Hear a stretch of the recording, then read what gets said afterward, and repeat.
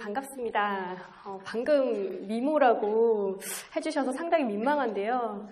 그것도 민망하고 또 한 가지 재밌겠는 이라는 또 멘트에도 제가 약간 죄송한 마음이 듭니다. 사실 이제 국민 계정이라는 용어 예전에 들어보신 분 혹시 계신가요? 예, 들어보셨지만 아마 손을 안 드셨을 걸로 이제 제가 믿겠습니다. 이 용어가 이제 일반적으로 쓰는 말은 아니기 때문에 사실 굉장히 생소하게 느껴지거든요. 그런데 사실은 여러분들이 GDP라든지 1인당 국민 총소득 이런 용어는 다 들어보셨을 겁니다. 들어보셨죠? 예, 들어보셨을 겁니다. 예, 그런 것들이 속해 있는 어떤 통계다 이렇게 보시면 될 것 같고요. 저희 이 국민계정 관련한 강좌는 저희 한국은행 금요강좌에서 한 1년에 적어도 한 번씩은 개설되는 것으로 알고 있습니다. 그래서 아마 예전에 들어보신 분도 계실 것 같은데요. 들어보신 분 계십니까? 예, 가깝게는 아마 2월에도 저희 얼마 전에 이제 저희 통계 개편이 있었는데 그 개편 결과를 알려드리는 그런 자리가 있었던 걸로 알고 있어요. 근데 지금 오늘 보니까 학생들이 굉장히 많이 오신 것 같은데요. 생각보다 여러분들이 학교에서 많은 것을 배우십니다. 많은 것을 배우시는데 막상 저희 한국은행 홈페이지에 오셔서 관련된 통계를 찾아보시면서 정말 많은 어려움을 느끼십니다. 제가 종종 관련된 전화나 문의를 많이 받는데요. 이제 그럴 때 이제 여러분들이 많이 문의해 주셨던 그런 것들 제가 이제 떠올려 보면서 좀 알려드리면 좋을 것 같고요. 그래서 오늘은 좀 쉽게 강의를 해드리려고 노력할 거예요. 그래서 이제 제목은 2014년 국민 계정으로 본 우리 경제 현황인데 그 얘기도 이제 뒤에 좀 많이 하겠지만 앞부분에 저희 국민 계정 그 안에서 국민소득 통계에 대해서 좀 기본적인 개념 알려드리는 것부터 시작할게요. 여러분들 중에서 이제 경제 그 고등학교 때 선택 과목으로 경제를 들어보신 분이나 혹은 지금 학교에서도 경제 원론 같은 거 들어보셨던 분들은 이미 많이 들어본 개념일 겁니다. 그렇지만 제가 아까도 말씀드렸듯이 막상 그 들어본 개념을 실제 이제 데이터 가지고 분석할 때 눈앞이 캄캄해진 경험을 해보신 적이 많으실 거예요. 그래서 그 부분을 좀 천천히 얘기해 드릴 거고요. 그래서 좀 많이 아시는 분들도 계실 것 같은데 그런 분들께 좀 지루하실 수도 있어요. 좀 죄송스럽습니다. 예. 예. 오늘 차례는 이제 국민계정 통계 2회부터 시작할 거고요. 다음으로 이제 2014년 국민계정으로 본 우리 경제 현황 들어갈 거고, 그 다음에 특징 보실 거고, 네 번째로 주요 국가의 비교 말씀드리겠습니다. 그 전에 먼저 경제지표를 보기 전에 통계란 어떤 것인가에 대해서 간단하게 말씀드리고 가겠습니다.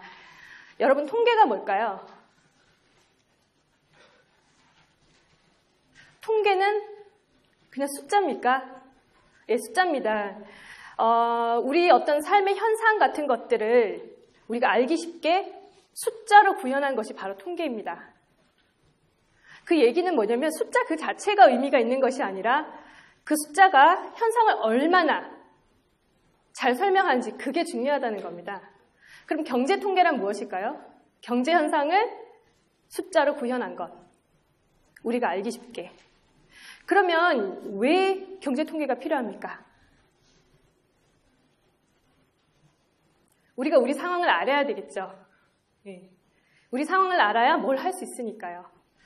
그래서 최근에 이제 모든 정책을 하면서 정치가들이 혹은 이제 경제 관료들이 그냥 느낌으로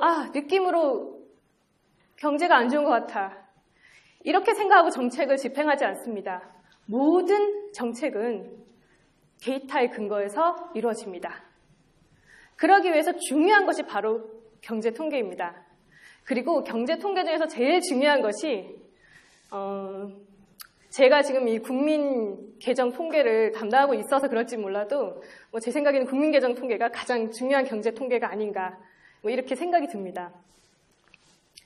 그래서 일단은 통계란 어떤 것인가에 대해서 말씀드렸고요. 그래서 이제 통계가 우리의 어떤 삶의 현상을 잘 설명해야 되는 어떤 그런 도구다 라는 말씀을 드린 것은 통계는 진실만 말하는 것이 아니라 가끔은 진실을 호도하기도 합니다. 그래서 여러분들이 통계를 이용할 때는 통계가 어떤 것인가에 대해서 기본적으로 좀 많이 알고 계셔야 됩니다. 아주 기본적인 것들을 놓치고 계신 경우가 있어서 지금 통계 종류부터 일단 소개를 드리겠습니다. 많이 들어보셨을 겁니다. 실물 통계와 금융 통계.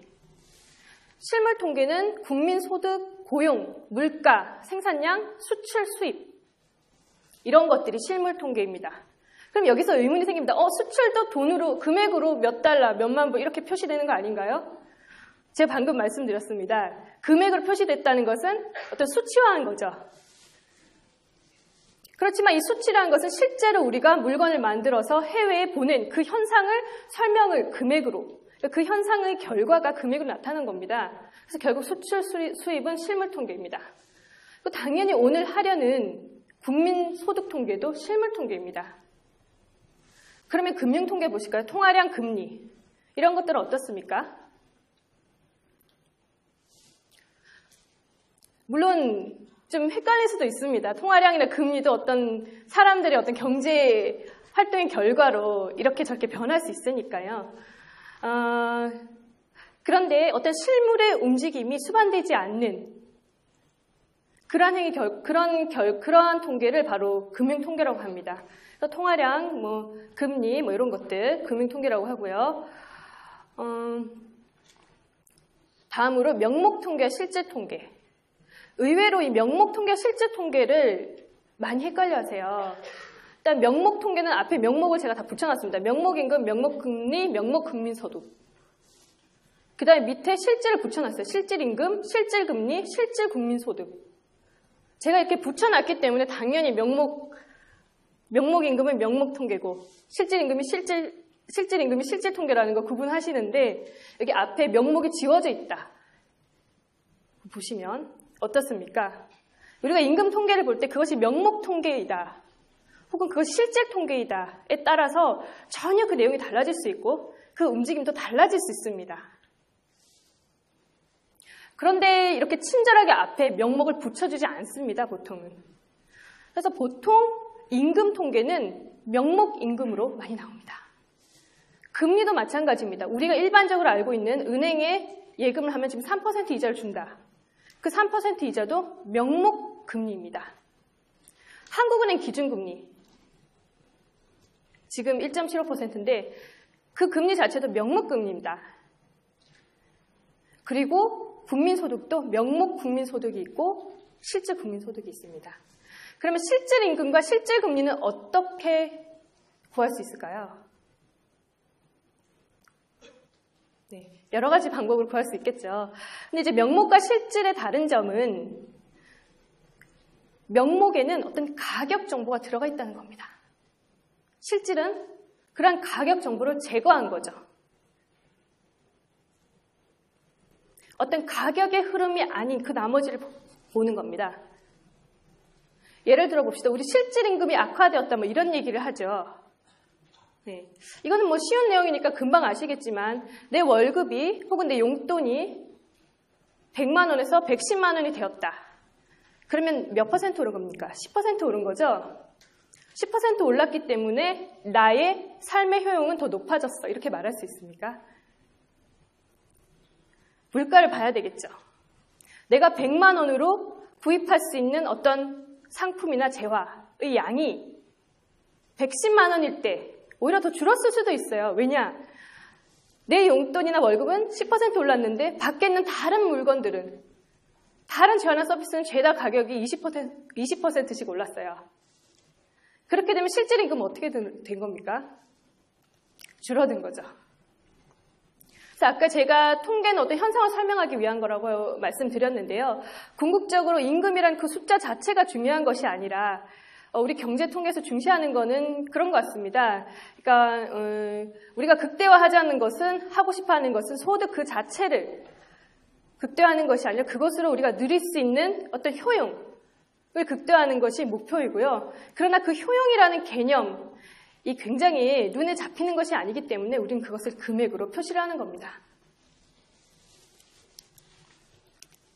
네. 다음으로 플로우 통계와 스탁 통계입니다. 플로우 통계는 이제 우리말로 한자어로 유량이라고 하고 스탁은 저량이라고 하는데 이제 종이를 보시면 이제 감이 오시죠.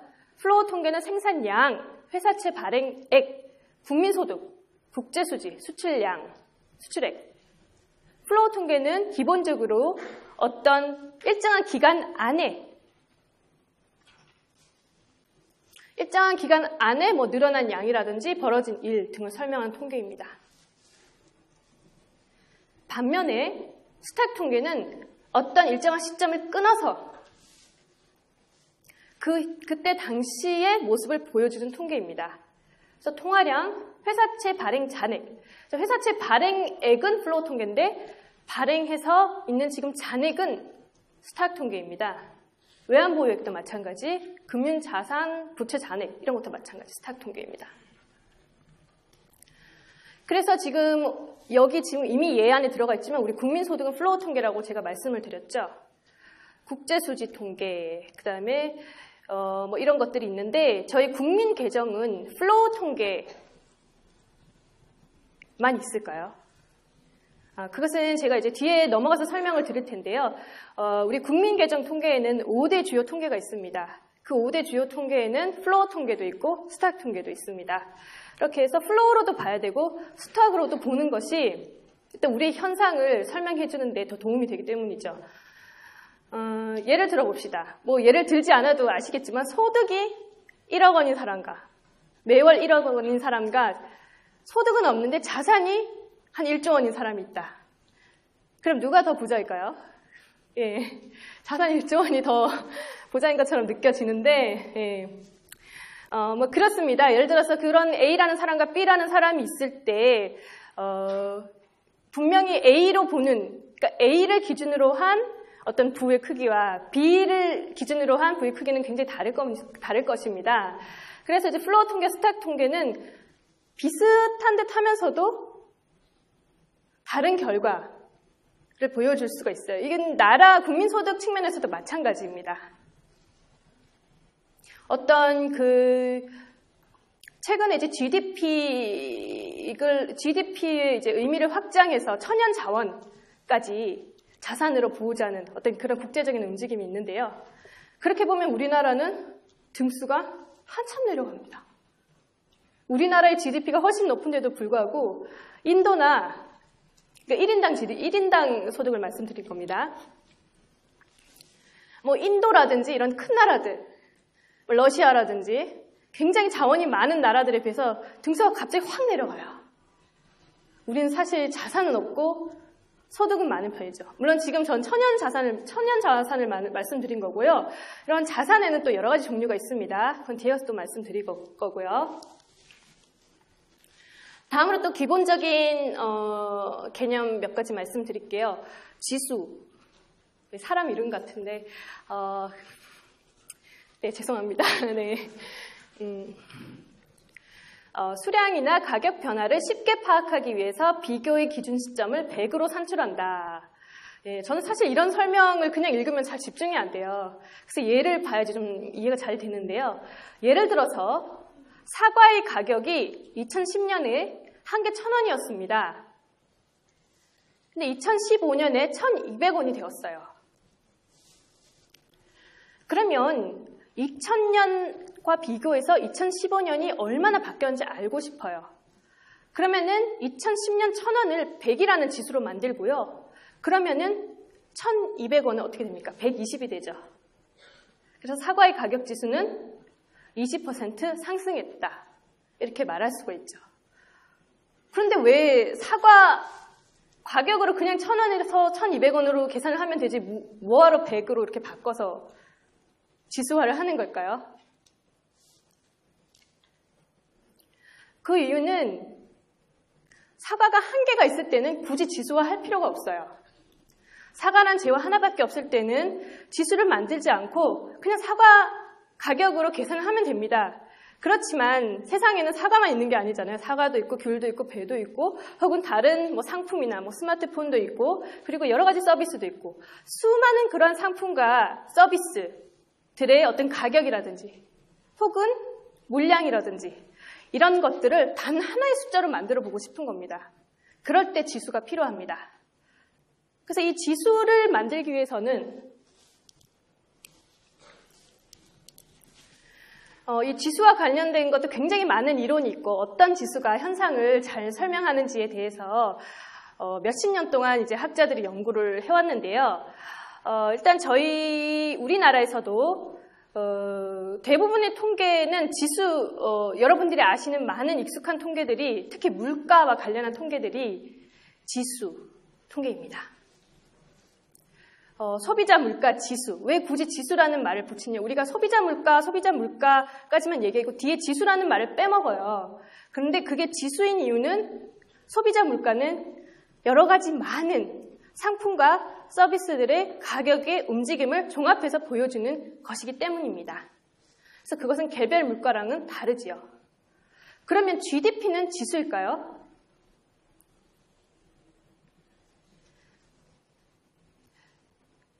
국민소득도 지수인 부분이 있고 지수가 아닌 부분도 있습니다. 아까 명목 GDP와 실제 GDP 말씀드렸는데요.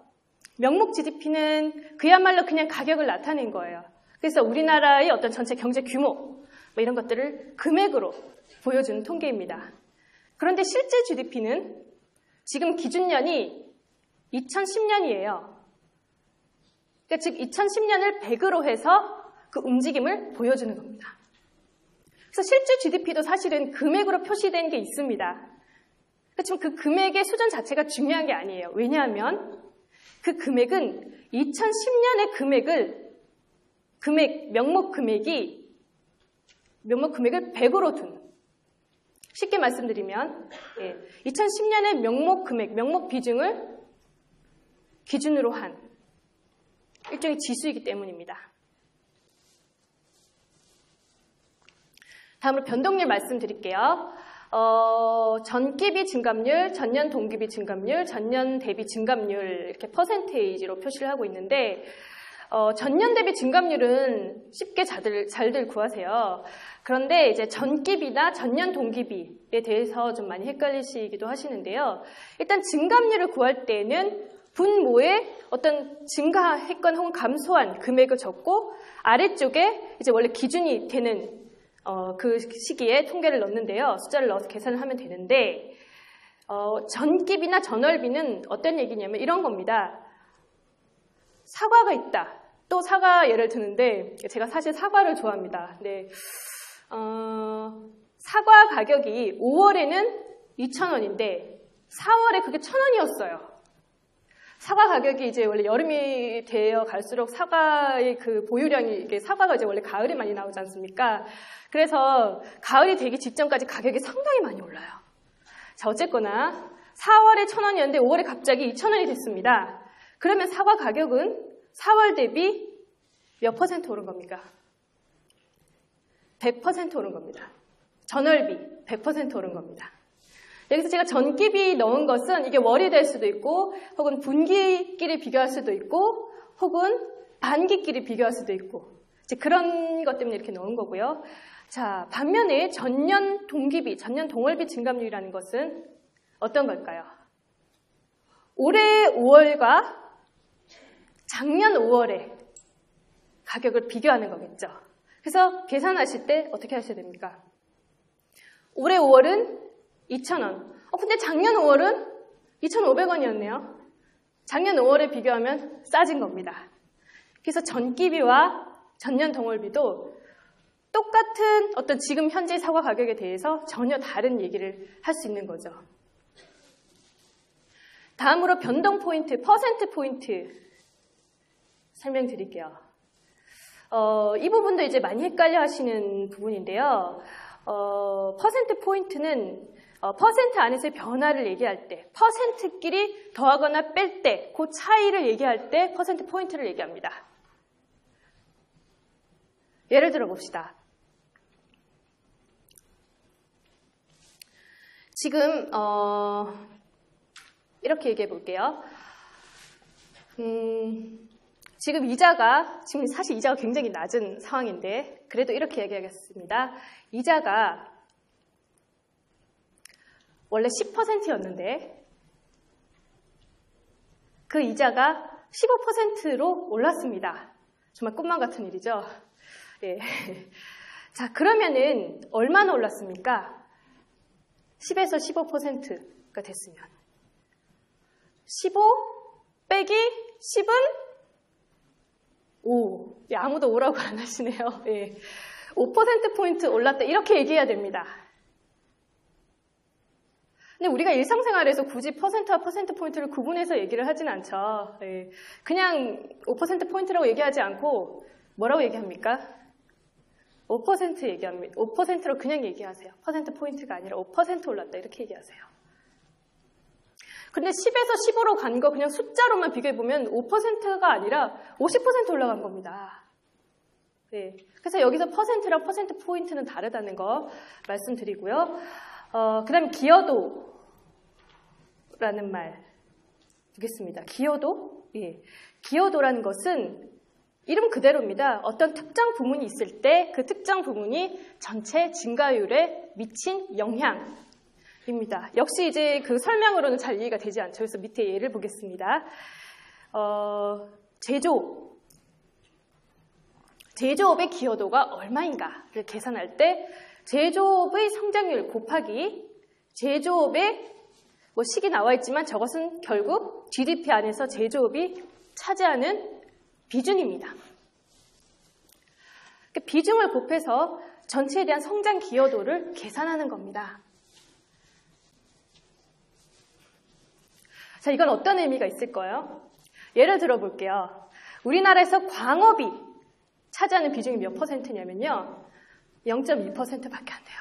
GDP에서. 그런데 광업이 어느 날 갑자기 우리나라에 없던 석유가 콸콸 났어요. 그래서 광업이 나홀로 40% 성장했습니다. 광업이 정말 많이 성장했죠? 자, 광업만 이렇게 많이 성장했는데 그러면 우리 GDP 전체도 광업 덕분에 많이 성장했습니다. 이렇게 말할 수 있을까요? 사실 광업이 40%나 성장하면 GDP도 그 덕분에 많이 성장했다고 말할 수는 있어요. 근데 실제로 그 광업이 GDP에 미친 영향은 아까 40% 성장했다고 말씀드렸죠. 40 곱하기 0.2%. 0.2%는 0.00이죠. 예, 40 곱하기 0.002가 얼마입니까? 0.8%인가요? 0.8%포인트인가요? 예. 실제 기여도는 그렇게 크지 않은 겁니다. 그런데 기여도도 제가 위에서 말씀드린 퍼센트 포인트로 이야기를 합니다. 왜냐하면 기여도를 합해서 전체 숫자가 되는 거니까요. 제가 아까 말씀드렸듯이 어떤 퍼센트의 숫자를 더하거나 빼거나 이렇게 쪼갤 때는 퍼센트가 아니라 퍼센트 포인트, 그러니까 합쳐서 퍼센트가 되는 어떤 그런 숫자의 부분을 볼 때는 퍼센트 포인트로 쓴다고 말씀드렸죠. 기여도도 마찬가지로 퍼센트 포인트로 저희가 표현을 합니다. 다음으로 시계열 통계입니다. 통계학을 전공하셨던지, 통계학이 아니더라도, 여러 가지 수업에서 이제 많이 들으셨을 텐데요. 우리나라의 많은 통계들은 시계열 통계입니다. 시간이 흐름에 따라서 변하는 통계들입니다. 물론 시간이 흐름에 따라서 변하지 않는, 시간의 흐름보다는 어떤 그 당시의 상황을 보여주는 통계도 있지만, 많은 경제 통계들은 시간의 흐름이 아주 중요합니다. 예전보다 더 좋아졌는지 나빠졌는지 평가해야 되니까요. 근데 이 시계열 통계를 많은 학자들이 연구하다 보니까 이제 여러 가지 특성이 있지만 그 중에서 대표적으로 이 네 가지의 특성을 뽑아냈습니다. 하나는 추세, 하나는 순환, 계절, 불규칙, 변동. 이렇게 네 가지가 있는데 추세 변동이라 하는 것은 굉장히 장기적인 어떤 그런 모양새입니다. 우리나라의 추세를 본다면 어떻겠습니까? 쭉 올라가는 추세겠죠. 순환 변동이라는 것은 뭐냐면 경기 순환 과정에서의 확장, 수축 기간이 교대로 나타나는 변동이다. 무슨 말이냐면 경기는 확장과 수축을 반복을 합니다. 이렇게 왔다 갔다 해요. 그래서 정책 담당자들이 가장 궁금해하는 것이 뭐냐면 지금이 경기 확장기인가 수축기인가 굉장히 궁금해하고요. 사실 장기적 추세만큼이나 이 순환 변동이라는 것은 굉장히 중요합니다. 다음으로 계절 변동입니다. 이건 뭐 이름에서 예상하실 수 있죠. 1년을 주기로 반복해서 발생하는 변동. 이건 이런 얘기입니다. 제가 아까 사과 얘기를 했는데요.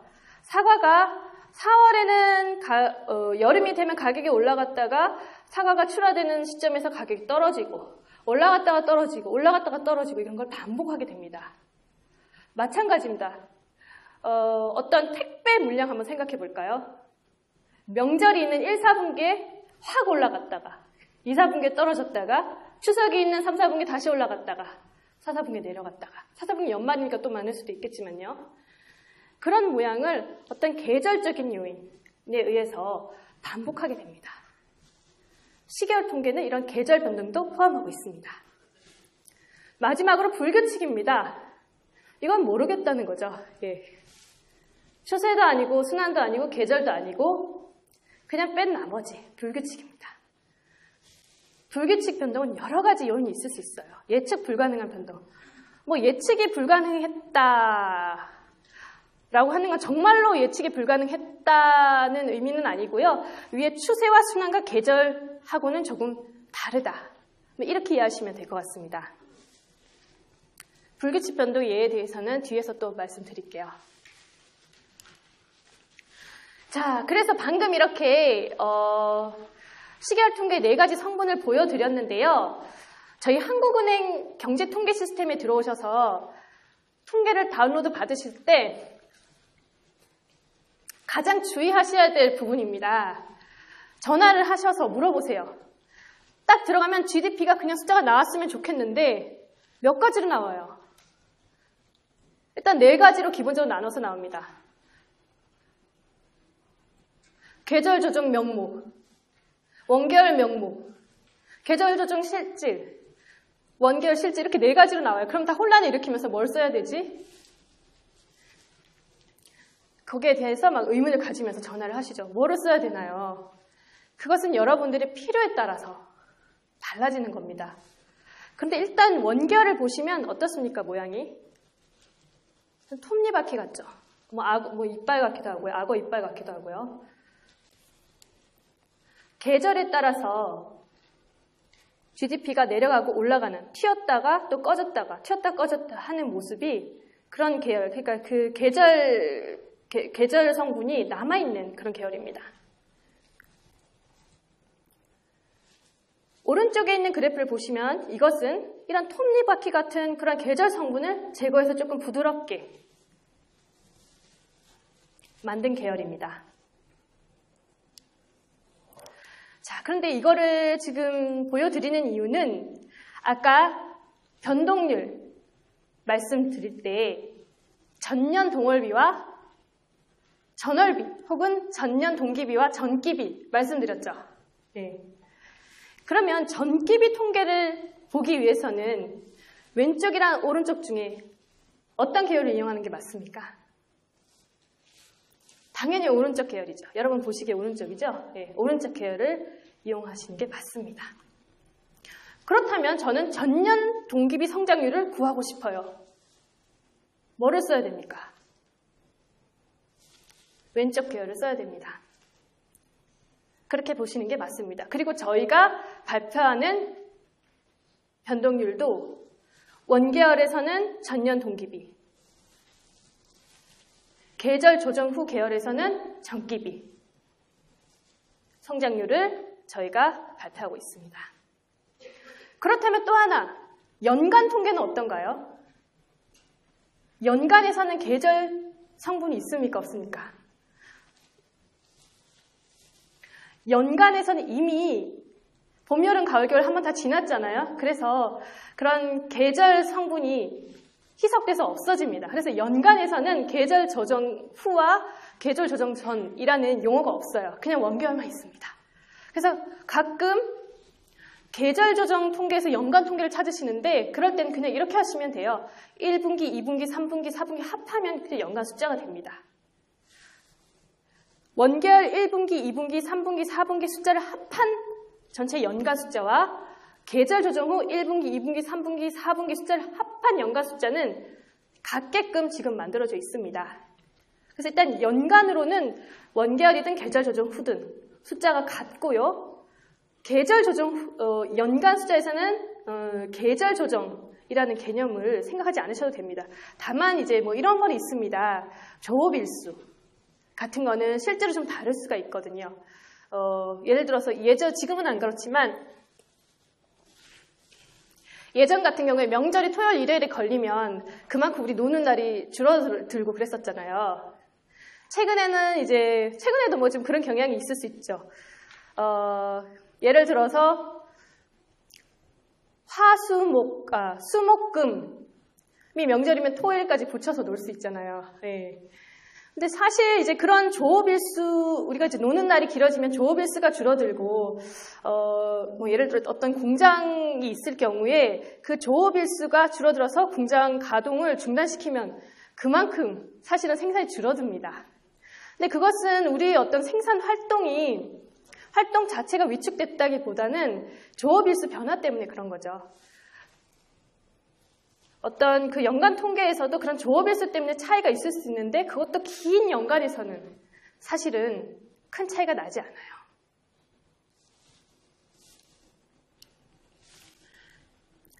다음으로 정기비 통계 유용성이다. 뭐 이렇게 나왔는데요. 제가 전년 동기비와 정기비를 굳이 말씀드린 이유는 저희 한국은행의 분기 GDP 중심 지표는 정기비 통계이기 때문입니다. 왜 그러면은 저희가 전기비를 보느냐? 자, 지금 여기 그래프가 있는데요. 제가 이렇게 지금 이 그래프에 나와 있는 이 모양이 바로 경기 순환입니다. 올라가는 게 확장기, 떨어지는 게 수축기, 올라가고 떨어지고 이렇게 보시면 알 수 있겠는데요. 그래서 여기서 1, 103, 193, 90으로 소득이 이렇게 점점 떨어지고 있죠. 이렇게 떨어지다가 1 다시 가 92, 98, 101 올라가는 모습입니다. 자, 1을 1, 4분기, 2, 4분기, 3, 4분기, 4, 4분기 이제 그 다음에 1, 4분기, 2, 4분기, 3, 4분기라고 해보죠. 그럼 여기서 전년 동기비와 전기비 계산을 해봅니다. 1 다시의 전년 동기비는 어떻게 구합니까? 가끔 이 전년 동기비 식을 어떻게 구하는지 모르겠다고 전화하시는 분들도 계세요. 제가 여러 번 답변해드렸는데요. 이렇게 하시면 됩니다.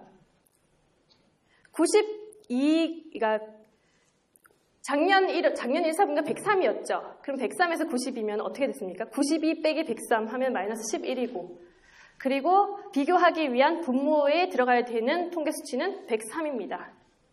103분의 마이너스 11 곱하기 100 하시면 전년도비 성장률이 마이너스 10.7% 이렇게 나옵니다.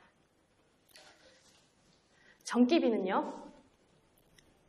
92 빼기 90 나누기 90 곱하기 100 하시면은 2.2%. 어떻습니까? 둘의 부호가 반대입니다. 참 이상하죠? 같은 92에 대해서 전년 동기비와 정기비가 다른 사인을 보냈습니다. 이 다시도 마찬가지입니다. 제가 말씀드린 방법으로 계산을 해보면 전년 동기비는 마이너스 2.0, 정기비는 90에서 98로 올라갔으니까 안 봐도 보이죠? 플러스 6.5. 3-는 어떻습니까? 3-에서는 그래도 전년 동기비와 정기비가 똑같은 부호를 보였습니다. 8.6, 3.1. 그렇지만 그 중간 수준엔 차이가 있죠. 자, 여기서 그러면은 이 흐름, 경기 국면의 흐름을 더 잘 보여주는 것은 전기비인가요? 전년 동기비인가요? 제가 전기비라고 이미 처음에 정답을 말씀드리고 시작했어요. 왜냐하면 지금 올라가고 있는 1-는 벌써 경기가 올라가고 있잖아요. 올라가고 있는 국면에서 플러스 사인을 보여주는 것은 전기비 통계잖아요. 마찬가지입니다. 이 다시에서도 플러스 사인을 보여주고 있는 것은 전년 동기비가 아니라 전기비예요. 우리가 보통 전년 동기비 통계에 상당히 익숙한데 사실은 전기비 통계가 경기 전환점, 경기 순환을 포착할 때는 유리한 측면이 있습니다. 전년 동기비는 조금 늦게 반영이 됩니다. 따라서 우리는 전기비 통계를 중심 지표로 발표를 하고 있고요. 대신 전기비를 하기 위해서 중요한 건 뭡니까? 원래 통계 톱니바퀴처럼 생겼던 아까 그 그림 생각나시죠? 그 통계를 일단 스무드하게 만들어야 돼요. 계절 요인 때문에 생긴 어떤 그런 부분을 제거하고 봐야 됩니다.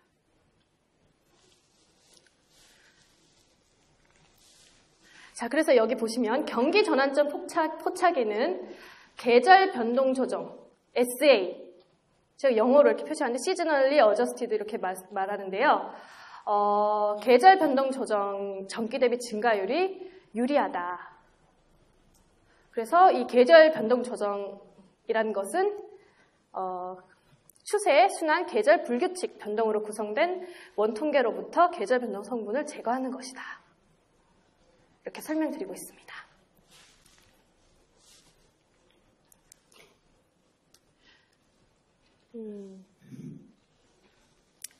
자, 다음으로 국민계정통계 2에 대해서 말씀드리겠습니다. 네, 국민계정이란 아까 제가 제일 처음에 강의 시작할 때 국민계정 들어보셨냐고 말씀드렸는데요. 정의는 이렇습니다. 한번 읽어볼게요. 일정 기간 중 한 나라의 국민경제를 구성하고 있는 모든 경제 주체들의 다양하고 복잡한 경제 활동의 결과와 여기서 끊어야 돼요. 여기서 끊고 그 다음에 일정 시점에서의 국민경제 전체의 자산과 부채 상황을 파악하기 위하여 여기서 끊고 정해진 기준에 따라 작성한 통계표입니다. 예. 지금 4줄이나 되기 때문에 제가 일부러 끊었어요. 예. 자, 이거는 국민경제의 종합재무제표와 같다. 이런 얘기인데요. 여러분, 어떤 한 기업의 재무 상태를 알기 위해서는 재무제표를 봐야 되죠. 그 재무제표에는 어떤 게 있습니까? 제일 중요한 것은 재무상태표, BS가 있고요. 그리고 또 손익계산서. 그 해당 기에, 해당 분기에 혹은 해당 연도에 얼마나 벌었고 얼마나 비용을 썼으며 얼마나 영업이익을 남겼는지 보여주는 것. 그래서 아까 플로우와 스탁 통계를 다 같이 봐야지만 그 상태를 정확하게 파악할 수 있다고 했는데 마찬가지입니다. 기업의 재무제표도 마찬가지고요. 우리 국민경제 재무제표인 국민계정도 마찬가지입니다. 플로우 통계와 스탁 통계로 이루어져 있어요. 그래서 제일 처음에 읽었던 처음에 끊기 전 일정 기간 중 한 나라의 국민경제를 구성하고 있는 모든 제가 강조하고 있습니다. 왜 강조하는지 또 다음에 말씀드릴게요. 모든 경제 주체들의 경제활동 결과와 여기까지가 플로우 통계고요. 그 다음에 일정 시점에서의 자산과 부채 상황을 파악, 여기까지가 스탁 통계고요. 그 다음에 정해진 기준에 따라서 작성한 통계표이다. 기업의 재무제표도 아무렇게나 정해지는 것이 아니죠. 마찬가지입니다. 국민경제의 종합재무제표인 국민계정도 일정한 기준에 의해서 작성이 됩니다. 그러면 기업의 재무제표를 작성하는 방법을 그 기업이 정합니까? 물론 일부 그 기업이 정하는 부분이 있겠죠. 그렇지만 가장 기본적인 내용은 국제회계 기준에 의해서 정해지고 또 국제회계 기준을 가져와서 또 저희 한국에 맞게 바꾼 어떤 그러한 기준에 의해서 작성이 되죠. 마찬가지입니다. 국민계정도 정해진 기준이 있습니다.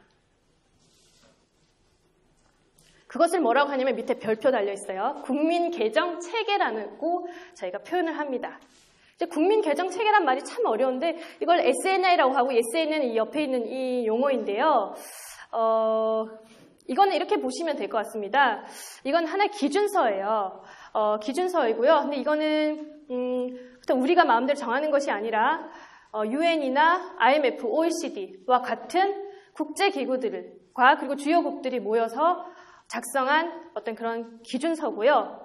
그리고 그 기준서는 언제부터 작성이 되었느냐? 1950년대부터 작성이 되었습니다.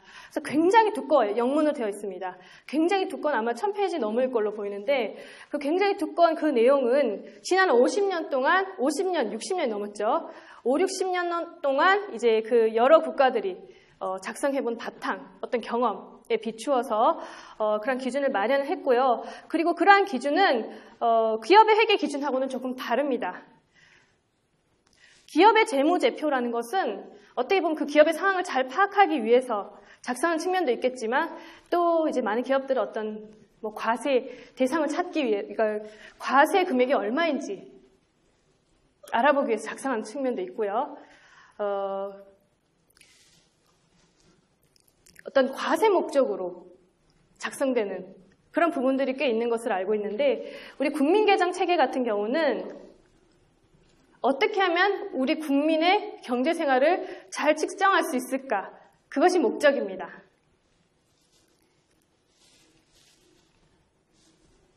자, 그래서 이런 기준에 따라서 정해진다. 말씀드리고요.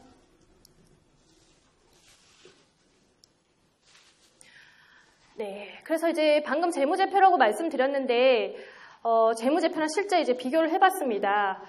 딱 1대1로 매치되는 것은 아니지만 이제 국민계정 통계 이런 5대 주요 통계 저희가 아까 말씀드린 5대 주요 통계는 국민소득통계, 산업연관표, 자금순환표, 국제수지표, 국민대차대조표 이렇게 5개로 이루어져 있고 이것은 주요 5대 통계일 뿐입니다. 그 외에도 여러 가지 많은 통계들이 있습니다. 그 많은 통계들이 모여서 한대 국민계정 통계를 이루고 있고요. 그 통계들은 서로 그냥 따로 작성되는 것이 아니라 다 연결 지점이 있습니다.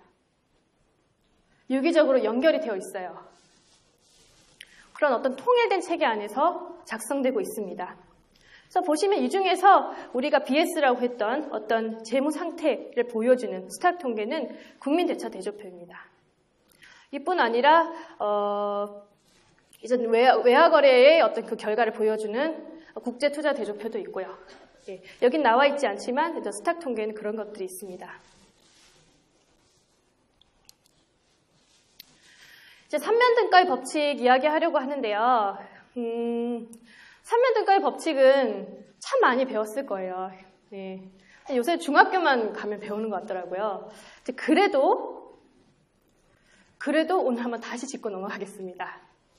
왜냐하면 실제 우리가 이걸 다 배워서 다 알고 있는데도 불구하고 어떤 GDP 통계가 용어가 나왔을 때 그게 생산 쪽에서 측정한 건지 아니면은 지출 쪽에서 측정한 건지 아니면 분배 쪽에서 측정한 건지 헷갈려 하시는 경우가 있더라고요. 그래서 오늘 한번 넘어가 볼게요. 생산 국민소득은 최종 생산물의 합이다. 최종 생산물의 시장 가치 합이다로 보고 또 이것은 각 생산 단계에서 만들어진 부가가치의 합으로 표시를 할 수 있습니다. 지출접근법은 지출국민소득을 만들기 위해 쓰는 접근법이고요. 최종 생산물에 대한 지출, 소비, 투자, 순수출 금액의 합이다.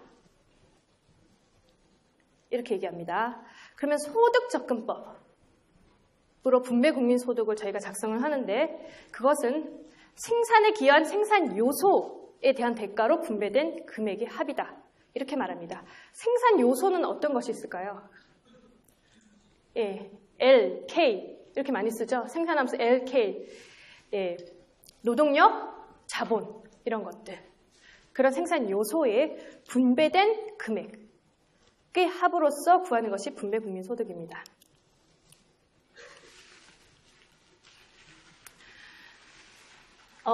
지금 나눠드린 유인물에는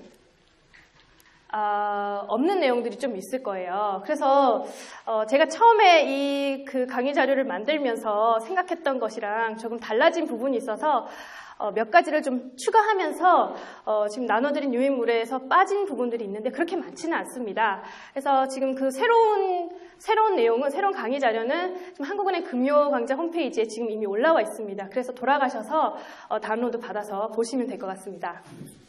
근데 사실은 이 부가가치 합으로 나타내는 생산국민소득, 이거는 사실 여러분들이 이미 많이 보신 거잖아요. 그죠? 빵을 만드는 과정, 빵 생산 과정에서의 부가가치. 네. 자, 빵을 생산하기 위해서 제일 먼저 농부가 밀을 생산하고, 그리고 제분업자가 밀가루를 생산하고, 그리고 제빵업자가 빵을 만든다고 생각해 봅시다. 사실 이 뒤에 한 단계가 좀 더 붙으면 좋아요.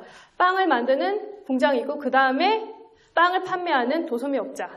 여기까지 말씀을 드리면 더 좋은데 사실 이렇게 4단계까지 하면 이제 그림이 너무 작아져서 제가 3단계로 그냥 줄였습니다. 자, 여기서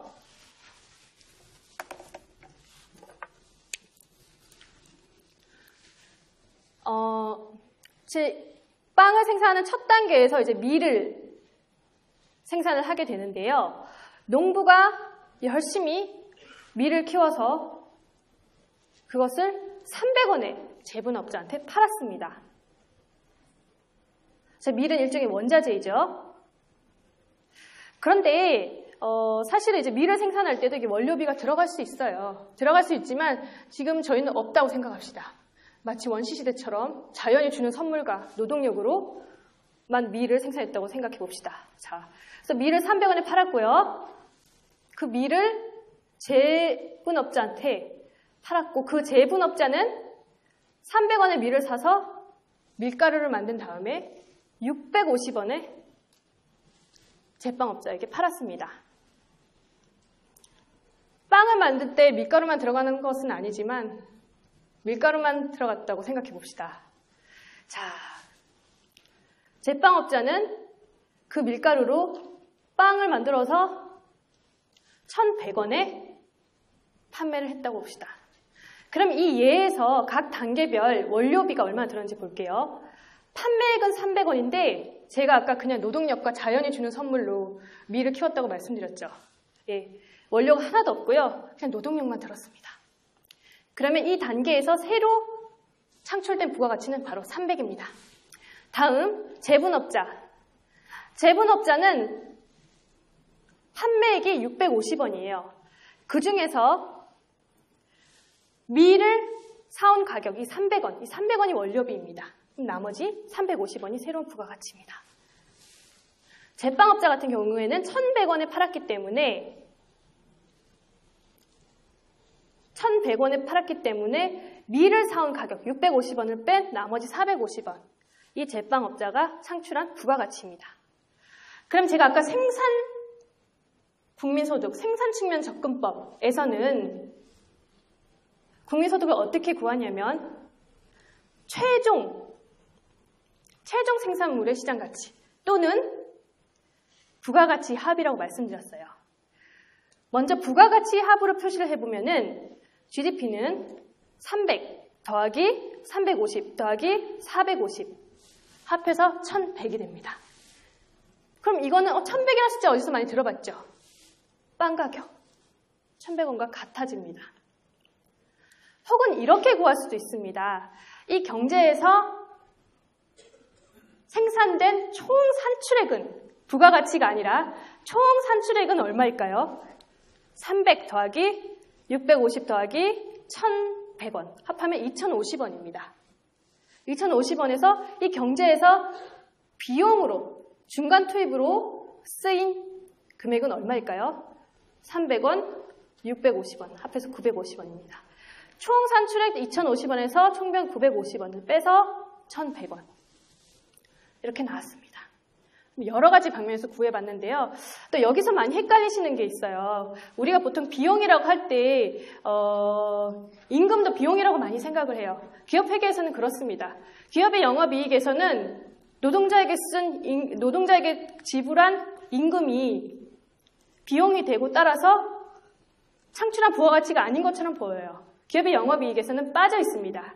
하지만 우리 GDP에서는 노동자에게 지불한 급여도 부가가치로 보고 있어요.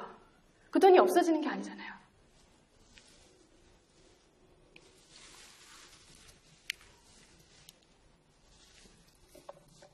자, 제가 방금 드린 말씀을 다시 요약해서 드리자면 생산국민소득은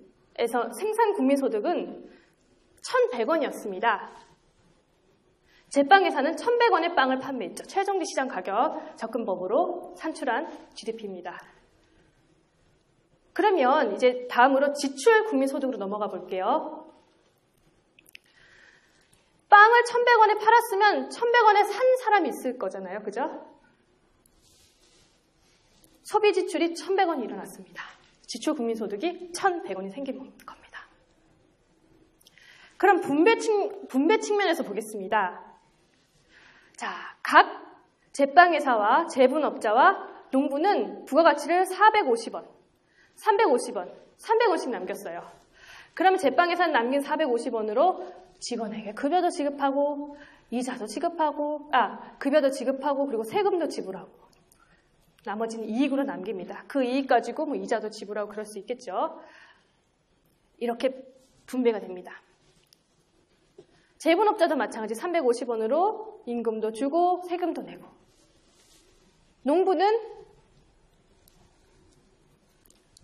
농부도 마찬가지. 농부한테 가는 돈을 다 피용자 보수라고 일단은 간주를 했습니다. 그렇게 했을 때 전체 분배 국민소득은 피용자 보수 600원, 영업이익은 350원, 세금 150원 해서 1,100원. 그래서 생산 지출 분배가 측면에서 GDP 금액이 일치했습니다. 이 경제에서요.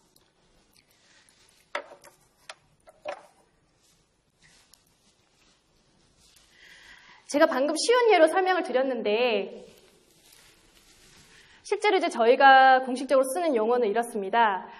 생산 국민소득은 총 산출액에서 전체 중간 투입액을 뺀 금액으로 얘기를 하고 각 생산 단계의 부가가치 합계라고 볼 수도 있고 혹은 최종 이제 산출액과 동일하다 이렇게 말할 수도 있다고 말씀드렸습니다. 생산한 것은 누군가 쓰게 됩니다. 소비하기도 하고요. 혹은 투자 지출을 하기도 하고 혹은 수출하는 데 쓰기도 합니다. 그런데 수입은 왜 뺄까요? 수입은 우리 경제에서 생산한 게 아니잖아요. 그러니까 빠져야죠. 그죠? 네. 소비 지출 안에서 우리가 소비할 때 우리나라에서 생산된 것만 소비하는 거 아니죠. 이 안에 수입품도 들어있어요. 마찬가지입니다. 투자에도 우리가 투자라는 것을 할 때 해외에서 수입해서 들어온 걸 가지고서 투자를 할 수 있어요. 수출도 마찬가지예요. 수입해서 다시 수출할 수도 있습니다. 그러니까 이 소비와 투자와 이 수출 안에 수입이 들어있어요. 그러니까 빼줘야죠. 그래야 더블 카운팅이 안 되니까요. 이렇게 말씀드리는 게 너무 복잡하면 이렇게도 볼 수 있어요. 여러분 이 밑에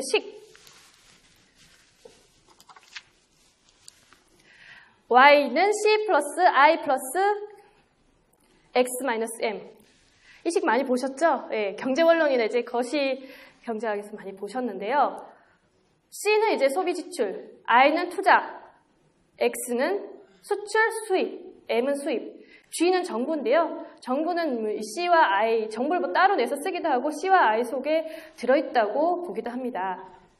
자, y는 c 플러스 i 플러스 x 마이너스 m. 이게 결국 지출 국민소득 쪽을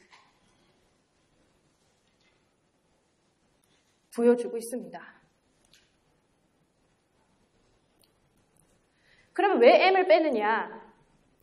우리 경제에 총 공급된 상품과 재화의 양은 무엇이냐?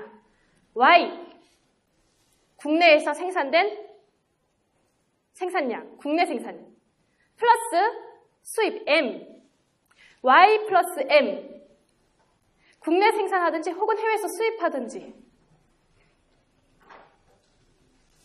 국내 생산한 물건과 해외에서 수입한 물건을 가지고서 C, 소비하던가 투자하던가 지출한다. 하던가 혹은 해외로 다시 수출한다. 그건 바로 총 수요입니다. Y 플러스 M은 총 공급, C 플러스 I 플러스 X는 총 수요, 총 공급, 총 수요. 많이 들어보셨죠? 예, AS/AD 곡선 많이 들어보셨을 거예요. 예. Y 플러스 M이 총 공급이고요. 그래서 여기 y만 남기려면 어떻게 해야 됩니까? m을 오른쪽으로 넘겨야죠. 네. 좀 교과서에 나와 있는 식으로 한번 설명을 드려봤는데요. 어떻게 이해가 더 잘 되시나요? 복잡하십니까? 예. 뭐 이렇게 이해를 하시면 될 것 같고요. 제가 또 굳이 이 식을 말씀드린 이유는 여러분들이 배우는 것이 바로 곧 실생활과 연결될 수 있다. 실제 통계와도 연결이 되고 있다. 교과서에 나오는 그런 식에 의거해서 실제로 통계를 작성하고 있다. 배우는 게 헛것이 아니다. 이거 말씀드리려고요. 네. 그 다음에 분배국민소득은 피용자 보수, 영업잉여, 고정자본 소모, 생산 및 수입세 이렇게 네 가지로 나뉩니다. 근데 우리가 임금이란 말 쓰지 않고 피용자 보수라는 말을 써요. 피용자란 말도 참 상당히 이렇게 와닿는 말은 아닌데요. 우리 통계 용어 같은 경우에 해외 용어를 이제 뭐 영문으로 된 용어를 많이 번역을 했고 그 번역하는 과정에서 일본의 것을 많이 따랐어요. 그래서 통계 용어 중에 좀 생소한 것이 많은 이유가 저희가 그것을 번역하는 과정에서 사실은 사용하시는 분들의 입장을 고려하지 않고 유저 프렌들리하지 않게 저희가 예전부터 이렇게 번역을 해왔고 그래서 이제 그게 굳어져 와서 그렇습니다. 사실은 그냥 영문으로 쓰면 오히려 이해가 더 잘 되실 수도 있는데 이게 한자어로 되다 보니까 좀 어렵게 느껴질 수 있을 것 같아요. 영업잉여 뭐 이런 것까지 이해되는데 고정자본 소모, 고정자본 소모가 뭔지 가장 이해하기가 힘듭니다. 고정자본 소모는 이렇게 생각하시면 돼요. 자본의 감모분, 감모란 말도 어렵죠. 따로 없어지는 부분. 기업회계랑 비슷한 용어를 말씀드리면 감가상각, 무형자산 상각. 이게 바로 이 고정자본 소모랑 비슷합니다. 그런데 기업회계에서의 감가상각하고는 당연히 다릅니다. 기업회계의 감가상각은 역사적인, 히스토리컬리 한 어떤 그러한 가격을 갖고 산출을 해요. 그런데 고정자본 소모는 미래에 그 자본이 얼마만큼의 수익을 주는가를 예상을 해서 계산을 합니다. 자, 제가 고정자본 소모 말씀드리기 전에 지금 한 가지를 좀 빠뜨렸는데요. 좀 그래서 헷갈리실 것 같아요. 이 피용자 보수 임금은 생산 요소 중에서 L에 가는 거고요. 영업잉여와 고정자본 소모는 K, 자본에 가는 거예요. 자본에 가는데 이 자본에 가는 것 중에 이제 영업잉여가 있을 수 있고 고정자본 소모가 있을 수 있다. 이렇게 둘로 나뉘고요.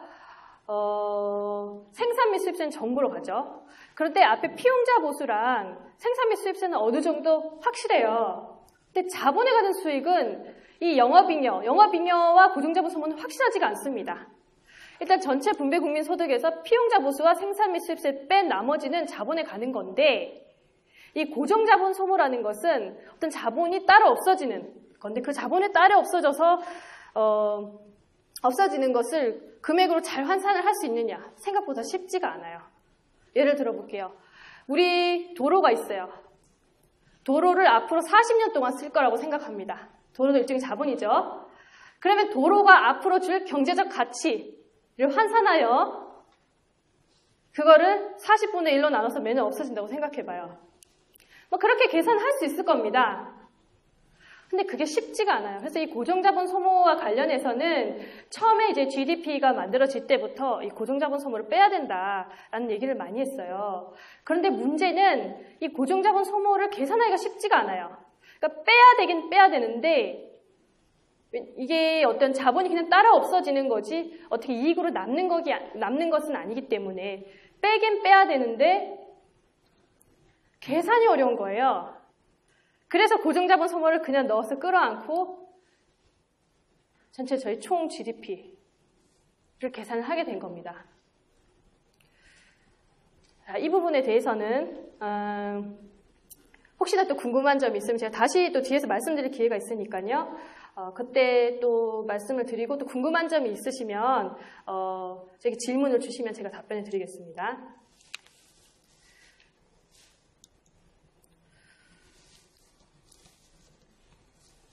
자, 그래서 이제 국민소득 통계를 측정하는 방법이라고 나왔는데, 이거는 결국은 제가 어떤 항목을 구체적으로 측정하고 있는지 보여드리려고 이 슬라이드를 준비를 했습니다.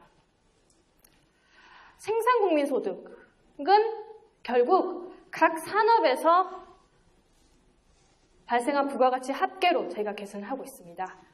분배국민소득은 투영자보수, 영업잉여, 고정자본 소모, 세금, 그 다음에 국외 수치 요소 소득, 국외 지급 요소 소득 이런 항목들을 저희가 계산을 하고 있고요. 지출국민소득 쪽에서는 최종 소비, 소비 지출, 민간 소비, 정부 소비, 총 자본 형성. 자본 형성이란 말 참 어렵네요. 왜 굳이 이런 말을 쓸까요? 투자입니다. 근데 왜 우리가 투자라고 하지 않냐면, 우리가 왜 엄정한 영어로 투자라고 하지 않냐면, 투자 인베스트먼트는 마치 우리 금융투자랑 비슷한 느낌을 줘요. 그런데 우리 GDP에서 말하는 투자는 그런 뜻이 아닙니다.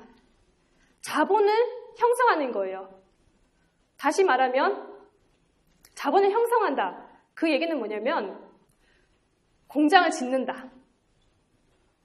혹은 향후 생산을 위한 설비를 투자한다. 이런 뜻이에요. 그래서 금융투자의 투자하고는 다른 개념입니다. 그래서 이제 그 영문 매뉴얼에는 총 자본 형성이라고 되어 있지 인베스트먼트로 되어 있지 않아요. 그래서 저희도 그걸 한글로 번역해서 총 자본 형성이라고 말합니다. 그럼 저희 한국은행에 전화하셔서 이제 투자를 어디서 찾아야 되는데 못 찾으세요. 왜냐? 총 자본 형성 밑에 들어가 있거든요. 투자가 어디 있냐고 찾으세요. 앞으로는 찾으실 때 헷갈리는 일 없으시길 바랍니다. 그럼 이제 투자 밑에 어떤 것이 있느냐 보겠습니다. 건설 투자, 설비 투자. 자, 이름만으로 알 수 있을 것 같죠. 근데 지식재산 생산물 투자, 재고 증감 및 귀중품 순취 등. 여기서 지식재산 생산물 투자가 이제 저희 작년에 새로 GDP를 개편하면서 새로 도입된 항목인데요. 일종의 무형 자산, 무형 투자입니다. 건설이나 설비는 저희 눈에 보여요. 그래서 유형 고용 투자라고 얘기를 하는데요. 지식재산 생산물이라는 것은 예를 들면 연구개발, R&D입니다. R&D에 투자하는 것도 투자 지출이라는 거죠. 예전에는 이 R&D 투자 같은 것들이 국민소득에서 빠져 있었습니다. 그건 그냥 비용이라고 인식을 했어요.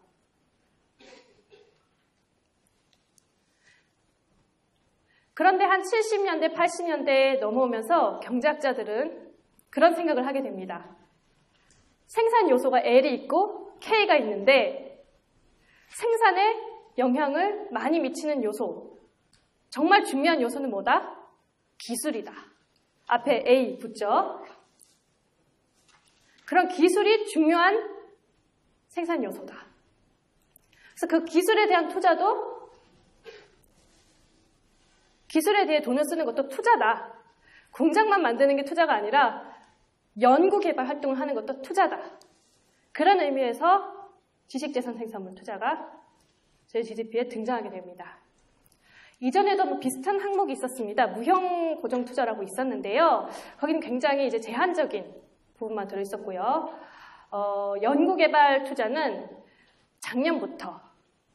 작년에 이제 개편 결과를 발표하면서 저희 GDP에 새로운 개념으로 들어오게 되었고, 그렇게 개편하면서 1950년대까지 모든 숫자가 다 변경이 되었습니다.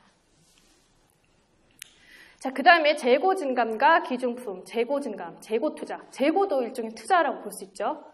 이렇게 이제 총 자본 형성의 항목들이 있고요. 그 다음에 수출, 수입은 차감 항목이라고 아까 말씀드렸습니다.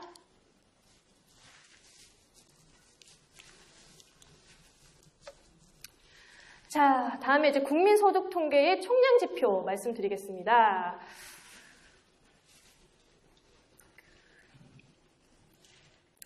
저희가 이제 주로 보는 지표들을 좀 말씀을 드리는 건데요. 명목소득과 실질소득 앞에서 제가 말씀을 드렸고요. 명목 국내 총생산 GDP와 명목 국민 총소득 GDI는 같다라고 표시되어 있어요. 여기 이제 영문에서 영문에서 여러분들이 이미 예상을 하실 수 있겠지만 G는 그로스 총입니다. P는 이제 프로덕트고 이제 D가 뭐냐면 국내를 말하는 거죠. domestic. 그런데 국민 총소득, 국내 총생산과 소득은 같다. 명목에서 이렇게 표현하고 있습니다. 그럼 그렇습니다. 생산한 것이 곧 소득이죠. 근데 GNI는 달라요. 왜 다르냐? 이게 밑에 나와 있습니다. 그 이유는 GDP는 D, 국내에서 생산한 생산물이기 때문입니다. 그런데 우리는 국민이 생산한, 국민의 소득을 알고 싶어요. 그렇기 때문에 국내에서 우리나라 국민들이 뭐 해외에서 받아오는 임금이라든지 그런 것들이 있지 않겠습니까? 그런 것들을 합해줘야지 국내 총생산과 명목 GNI가 국내 총생산에 이 해외에서 받아오는 요소소득을 합해줘야지 명목 GNI가 됩니다.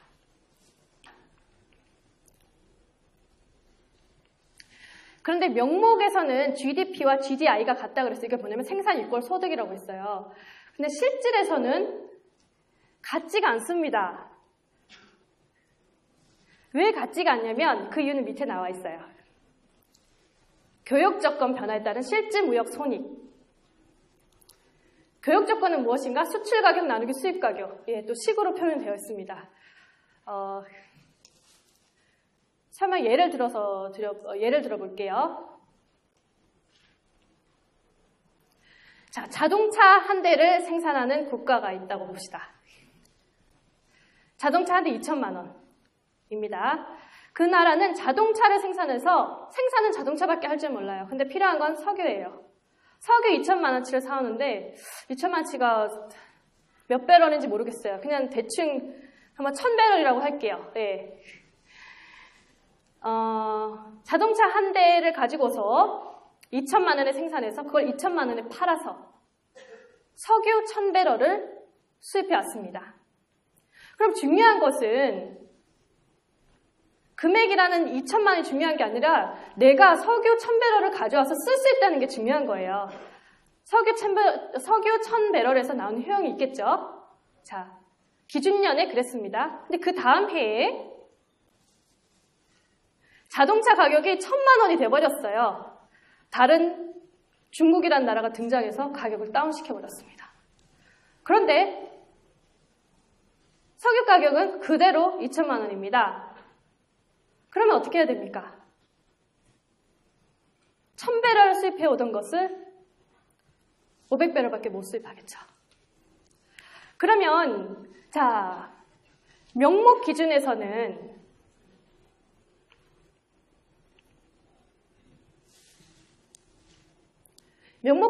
아까 생산과 소득이 같다고 말씀드렸는데 실질 기준에서는 어떤가요?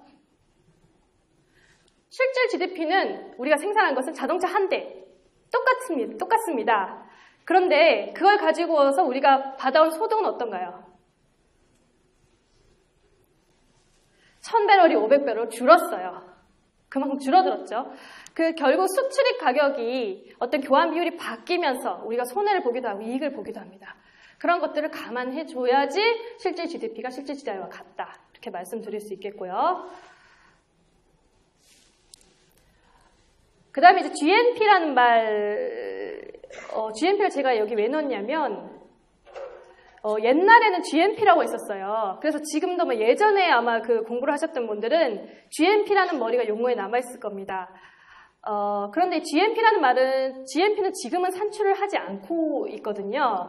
왜냐하면 N이라는 것은 결국 이제 우리나라 국적을 가진 사람들이 생산한 거다 하는 건데 사람들이 우리나라에만 있는 게 아니라 여러 나라를 돌아다니지 않습니까? 다른 나라에서 얼마나 벌어온지 저희가 알 수가 없어요. 측정할 수가 없어요. 그래서 이걸 GDP, 국내에서 일어난 생산은 그래도 집계가 잘 되니까 국내에서 일어난 생산을 집계를 하고 그걸 바탕으로 해서 국민이 생산한 것을 알아보자. 그래서 GNP가 GDP로 바뀌었고요. 그리고 근데 예전에 GNP와 비슷한 개념은 GNI라는 게 새로 생겼습니다. GNI라는 것은 I에서 아실 수 있겠지만 I가 인컴이잖아요. 소득입니다. 결국 우리가 궁극적으로 목표로 하는 것은 소득이니까요. 국민의 소득이죠. 국내 생산이 아니라 국민 소득입니다. 그래서 지금 중심 지표는 GDP고요. GNI입니다. 가끔 GNP 물으시는 분들이 계신데 GNP는 지금은 작성되지 않고 있습니다.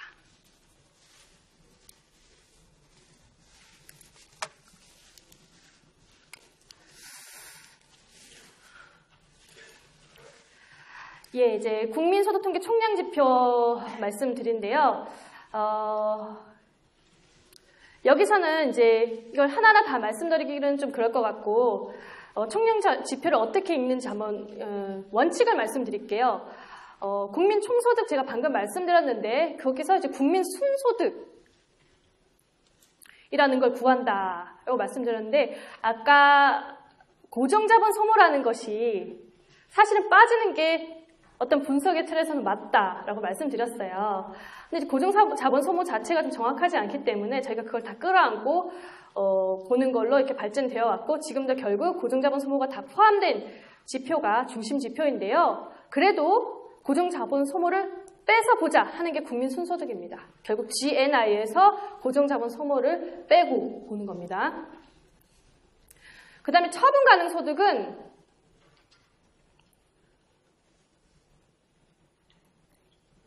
고정자본 소모를 빼서 뺀 금액에다가 더하기 국외 순수치 경상 이전이다. 이건 뭐냐면은 어떠한 생산 활동 없이 돈이 들어오고 나오는 거예요. 뭐 자선단체 송금이라든지 교포송금 이런 것들. 그런 것들까지 다 합해서 들어오면 우리가 쓸 수 있는 돈, 처분 가능한 소득이 된다. 이런 뜻이고요. 총 처분 가능 소득은 국민 처분 가능 소득에 고정자본 소모를 더하면 됩니다. 결국 총이란 이름이 붙으면 고정자본 소모가 들어있고 안 붙으면 빠져있다. 보시면 되겠고요. 경제 규모는 명목 GDP로 저희가 보고요. 1인당 국민소득 또 명목 GNI로 저희가 보고 있고 경제 성장률은 실질 GDP로 봅니다. 그리고 GDP 디플레이터 는 일종의 어떤 가격 지표입니다. 명목 GDP 나누기 실질 GDP 해서 일종의 어떤 물가 지수처럼 GDP에서의 어떤 물가 가격을 보여주는 지표인데요. 어떤 전반적인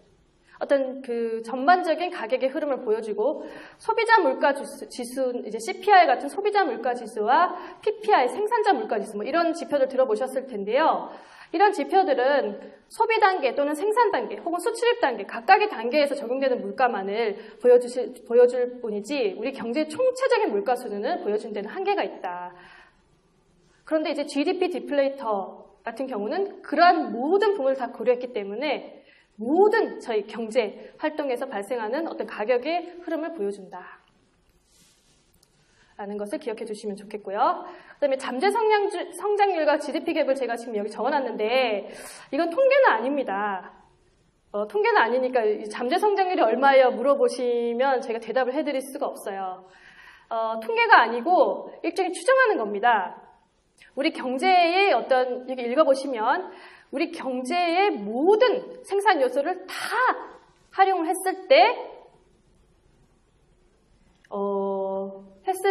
생산할 수 있는 GDP를 잠재 GDP라고 얘기를 하고요.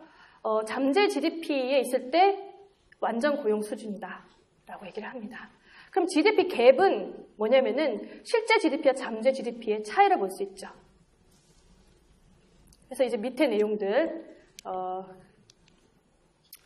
GDP 갭이 0보다 크면 이렇고 0보다 작으면 이렇다. 한번 보시면 될 것 같고요. 이쪽은 이제 통계가 아니라 어떤 분석 지표다라는 거 말씀을 드리고 이 부분에 대해서는 사실은 근데 경기 판단할 때 굉장히 중요한 부분입니다. 따라서 뭐 중앙은행이라든지 연구소들은 여러 가지 어떤 모형적 방법을 이용해서 잠재 성장률을 계산을 하고 있고 그러다 그것을 공표하지 않습니다. 다음으로 저희 통계 공표 요거까지만 하고 잠깐 쉴게요. 네, 생각보다 좀 길어졌는데요. 네. 저희가 통계를 몇 번 공표하느냐, 언제 공표하느냐 인데 분기 속보, 분기 잠정, 연간 잠정, 연간 확정, 기준일 개편 이렇게 5번 합니다. 분기 속보는 분기 종료 후에 28일 이내, 분기 잠정은 종료 후 70일 이내. 지금 오늘이 4월 24일이죠. 어제 4월 23일에 1, 4분기 GDP 속보치가 발표가 됐어요.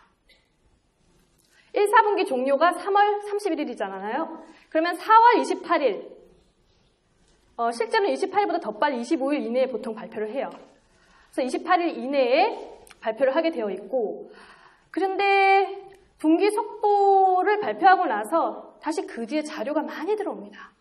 그래서 그런 새로운 추가된 정보 가지고서 다시 저희가 1, 4분기 GDP를 발표를 해요. 그것은 분기 종료 후 70일 이내인데 실제로 65일 경에 발표를 많이 합니다.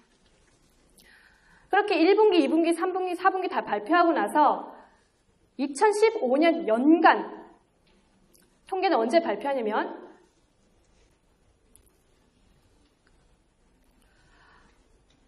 2016년 3월 말 전까지 발표를 하게 됩니다. 그래서 연도 종료 3개월 이내라고 되어 있는데 실제로는 한 3월 25일 정도에 보통 발표를 합니다. 우리 통계, GDP 통계는 기본적으로 연간 통계예요. 연간에서 가장 많은 자료들이 많이 나오거든요. 재무제표라든지 뭐 여러 가지 조사 자료들이 연간 자료를 작성할 때야 비로소 많이 나오게 됩니다. 그리고 근데 잠정하고 나서 한 번 더 확정해요. 연도 종료 1년 3개월 이내. 그러니까 2015년 국민소득은 2017년 3월에 비로소 확정됩니다. 그건 무슨 얘기냐면 우리가 연간 잠정치를 작성을 할 때도 모든 자료가 다 나오는 게 아니에요. 그래서 뭐 예를 들어 뭐 국세청 자료라든지 통계청 자료라든지 이런 것들이 연간 잠정이 나오고 나서 새로 많이 자료가 추가가 되고 그렇기 때문에 그런 자료들을 활용해서 진짜 확정을 하게 됩니다. 결국은 무슨 얘기냐면 1, 4분기 한 번 이제 분기 속보로 한 번 발표된 숫자가 잠정치로 한 번 바뀌고 연간 잠정으로 또 바뀌고 연간 확정으로 또 바뀐다는 겁니다. 그래서 숫자가 계속 바뀌어요. 그래서 그 바뀔 수 있다는 점 유의해 주시면 될 것 같고요. 근데 많이 바뀌는 건 아니고요. 흐름이 바뀔 정도는 아닙니다. 그리고 나서 이제 5년에 한 번씩 기준년 개편을 실시하면서 또 전반적으로 수정될 수 있습니다. 제가 앞부분 설명을 굉장히 길게 했어요. 이제 원래 생각했던 것보다 좀 많이 길어졌는데요. 이게 사실 제가 중요하다고 생각하는 것은 2014년이 어땠느냐 하는 게 아닙니다. 사실은 기본적인 것을 여러분들이 알고 앞으로 나올 숫자들을 보실 때 어떻게 보는 것이 좋은가 그걸 알아가는 게 중요하다고 생각하거든요. 뭐 예를 들어 2014년 성장률이 3.3%였어요. 그 3.3이라는 숫자를 외우실 필요는 없잖아요. 그 숫자는 그 후년에 또 바뀝니다. 3.2가 될 수도 있고 3.4가 될 수도 있어요. 중요한 그 숫자 자체가 아니라 그 숫자를 해석하는 방법. 그걸 아시라고 제가 앞부분 좀 길게 말씀드렸고요. 그러다 보니까 좀 시간이 좀 많이 흘러버렸는데 뒷부분은 조금 제가 빨리 해보도록 노력을 하겠습니다. 또 금요일 오후니까 또 가셔서 노시기도 하시고 즐거운 시간 보내시기도 하시고 또 시험 기간이니까 시험 공부하러도 가셔야 되니까요. 자, 그러면 이제 두 번째 챕터 시작할게요. 우리 경제 현황. 지금 3월 25일에 2014년 국민계정 통계가 발표가 됐는데요. 그 보도자료만 80페이지가 넘어요. 그래서 그 80페이지에 있는 내용을 다 말씀드릴 수는 없고 가장 핵심적인 부분들만 제가 골라서 말씀을 드리겠습니다. 제일 중요한 건 경제성장이죠. 우리가 경제성장이다 고 말할 때는 실제 GDP입니다. 실제 GDP는 3.3%로 전년보다 높아졌다. 전년은 2013년이에요. 높아졌답니다. 예. 경기는 안 좋다 그러는데 일단 2013년보다는 조금 높은 수치네요. 네, 뭐 그렇다고 봅시다. 예. 그런데 국민 총소득은 3.8% 늘어나서 국내 총생산 성장률을 상회했다. 이렇게 표현을 하고 있습니다. 밑에 그래프 보시면요. 제가 공교롭게도 지금 2008년부터 그림을 그려놔서 여러분이 오해를 하실 수가 있어요. 3.3이라는 성장률 자체가 2013년 2.9보다 높은 숫자이긴 하지만 역사적으로 볼 때는 높은 숫자가 아닙니다. 낮은 숫자겠죠. 글로벌리하게 저성장이 지속되고 있고 몇몇 국가들, 중국이나 인도, 인도네시아 그런 국가들을 제외하고는 대체로 이제 저성장을 지속하고 있고 우리나라도 마찬가지입니다. 여하간 실질 GDP가 3.3 늘었는데 실질 GNI는 소득 기준, I가 인컴이라고 말씀드렸죠. 소득 기준입니다. 소득 기준으로는 오히려 GDP보다는 조금 더 많이 늘었다. 이제 그래프에서 보시면 GNI가 올라가 있어요. GDP보다 성장률이 올라가 있습니다. 이건 왜 그럴까요? 그것은 일단 저희가 생산을 소득으로 바꾸기 위해서 필요한 게 교육조건 변화에 따른 실질 무역 손익. 아까 제 강의 말미에 말씀을 드려서 잘 못 들으셨던 분들도 계실 것 같아요. 이것은 수출입 가격의 상대 가격이 변하면서 우리에게 발생할 수 있는 손익을 더해주는 거고요. 그 다음에 실질 국외 순수치 요소 소득. 이거는 우리나라 국민이 혹은 우리나라의 어떤 요소가 다른 나라에 가서 벌어온 것들을 더해주는 겁니다. 그것들을 조정해주면 실질 국민 총소득이 되는데요. 여기서 일단 교육조건 변화에 따른 실질 무역 손익 보시면은 2013년에 마이너스 19.1, 2014년에 마이너스 14입니다. 이게 마이너스 부호를 보이고 있기 때문에 교육조건 변화로 우리가 무역 손실을 봤다라고 해석하실 수도 있겠는데요. 그렇게 해석하시면 안 되고 교육조건 변화에 따른 실질 무역 손익은 이 금액의 증가맥으로 보셔야 돼요. 어떻습니까? 둘 다 마이너스지만 14년이 마이너스 폭이 줄었죠. 증가맥으로 플러스 5조 원입니다. 그래서 13년보다는 교육 조건이 개선되었다 라고 말을 하는 거예요. 그리고 실질 국외의 순수치 요소 소득 10조 원이었는데 11.3조 원으로 늘었습니다. 1.3조 원이면 10조 원에 1.3조 원이면 거의 13% 늘어난 거죠. 자, 이렇게 늘어난 것들을 조정을 했더니 실질 국민 총소득이 GDP보다 증가율이 더 높았다. 이렇게 얘기를 할 수 있습니다. 그러면은 여기서 의문이 생깁니다. 생산보다 소득이 더 좋았다는데 정말 그런 건가요? 그에 대한 답은 뒤에 가서 좀 말씀드릴 거고요. 일단 최근에 교육조건 변화에 따른 실질 무역 손익 증가맥이 줄어드는 이유는 수입 가격이 수출 가격보다 더 많이 하락하기 때문입니다. 제가 앞 시간에서 예를 드릴 때는 우리 수출 가격, 자동차 가격만 하락하고 수입 가격은 하락하지 않는 경우를 말씀을 드렸죠. 그 반대예요. 그 반대로 수입 가격이 더 많이 떨어지고 수출 가격은 수출 가격도 떨어집니다. 떨어지고 있는데 그 떨어지는 정도가 수입 가격이 훨씬 큰 거죠. 예를 들어서 원유 같은 겁니다.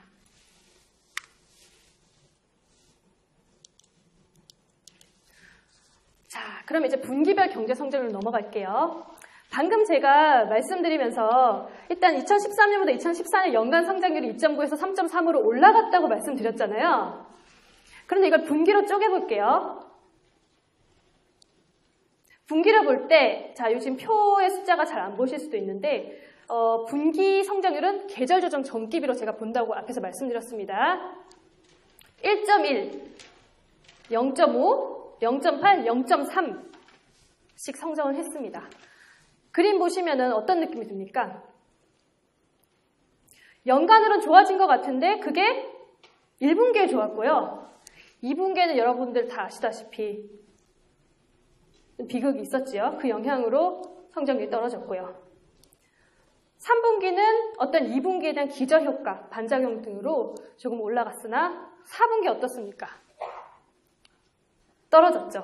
네. 그래서 연간 기준으로는 2014년이 더 좋아 보일지 모르지만 일단 최근으로 오면서 안 좋아지는 흐름을 보이고 있죠. 특히 문제를 보면 2분기 같은 경우에는 최종 소비 지출입니다. 소비 지출이 마이너스를 보였어요. 이것은 그때 당시에 뭐 여러 가지 오락문화 활동이 자제되고 전 국민적으로 어떤 애도 기간을 보내면서 이쪽이 마이너스가 됐었지만 그래도 수출이나 수입이 버텨줬었어요. 뿐만 아니라 뭐 투자도 버텨줬었는데 4분기로 갈수록 3분기 보시면은 수출이 마이너스예요. 최종 소비도 여전히 별로 그렇게 좋지 못한 상황에서 투자도 마이너스, 수출 수입도 1, 2분기에 비하면은 특히 수출 같은 경우 수출이 1, 2분기에 비하면은 3분기, 4분기에 상당히 많이 악화되었습니다. 결국 전체적으로 뭔가 문제가 있다고 보이시죠? 그래서 일단 제가 분기 성장률을 말씀드린 이유는 연간으로만 보시면 어떤 흐름을 놓칠 수가 있다는 거예요. 그래서 실제로 정부나 뭐 시장이나 이런 것들을 시장이나 또 여러분들 뭐 각종 전문가들도 가장 열심히 보는 지표가 바로 분기 성장률이에요. 일단 가장 최신의 정보가 필요하니까요. 어제 2015년 1, 4분기 속보치가 발표가 됐는데 그럼 이 뒤에 하나가 더 붙어야 됩니다. 1.1, 0.5, 0.8, 0.3, 그 다음에 0.8이 됐습니다. 4분기보다는 좀 나아졌는데요. 여전히 0%대 성장을 했기 때문에 부진한 것이 아니냐 뭐 이런 말을 많이 하고 있습니다. 자, 그러면은 항목별로 제가 보겠습니다. 제가 설명을 할 때 보통 이 지출 측면에서 많이 설명을 해요. 그 부분이 좀 가장 이해하기가 쉽고 또 그 부분이 어떤 정책을 펼칠 때도 어떤 중심이 되는 부분이기 때문입니다. 보시면은 자, 지출 항목별로 보면 먼저 소비를 보겠습니다. 소비 안에는 최종 소비 안에는 우리가 민간과 정부로 나눠서 보는데요. 민간도 소비하지만 정부도 소비합니다. 정부는 생산도 하고 소비도 합니다. 정부가 국방 서비스를 생산하기 위해서는 군복도 사야 되고 월급도 줘야 되죠. 군인도 정부도 소비를 하는 주체입니다. 그렇지만 중요한 건 역시 민간이겠죠. 민간 소비가 1.9에서 1.8로 떨어졌어요. 정부도 좀 떨어졌습니다. 일단 민간이 훨씬 비중이 높기 때문에 민간을 보시면은 2분기에 역시 그 영향이 있었고요. 4분기에 와서도 역시 0%대 계속 안 좋은 흐름 보이고 있어요. 정부는 3분기에만 한 번 반짝 좋았다가 4분기에는 다시 떨어집니다. 그렇지만 연간 기준으로 볼 때 일단 정부 소비가 민간 소비보다 조금 더 높은 이유는 건강보험 적용 확대다. 제가 이렇게 적어놨는데요. 제 고령화 사회가 되면서 건강보험이 되는 부분들이 되게 많아졌어요. 뭐 예를 들어서 임플란트라든지 스케일링이라든지 그런 부분들 많이 적용이 확대되면서 그런 전년 대비 2.8% 증가 이렇게 했는데 이게 건강보험 적용 확대가 왜 정부 소비를 늘리는 역할을 하느냐. 보험 적용이 되는 그런 치료비는 여러분들이 그 영수증을 받아보시면 알겠지만 일정 비율은 공단이 부담하고 일정 비율은 본인이 부담하고 이런 식으로 되죠. 그 공단 부담이란 것은 결국 정부가 쓴다는 겁니다.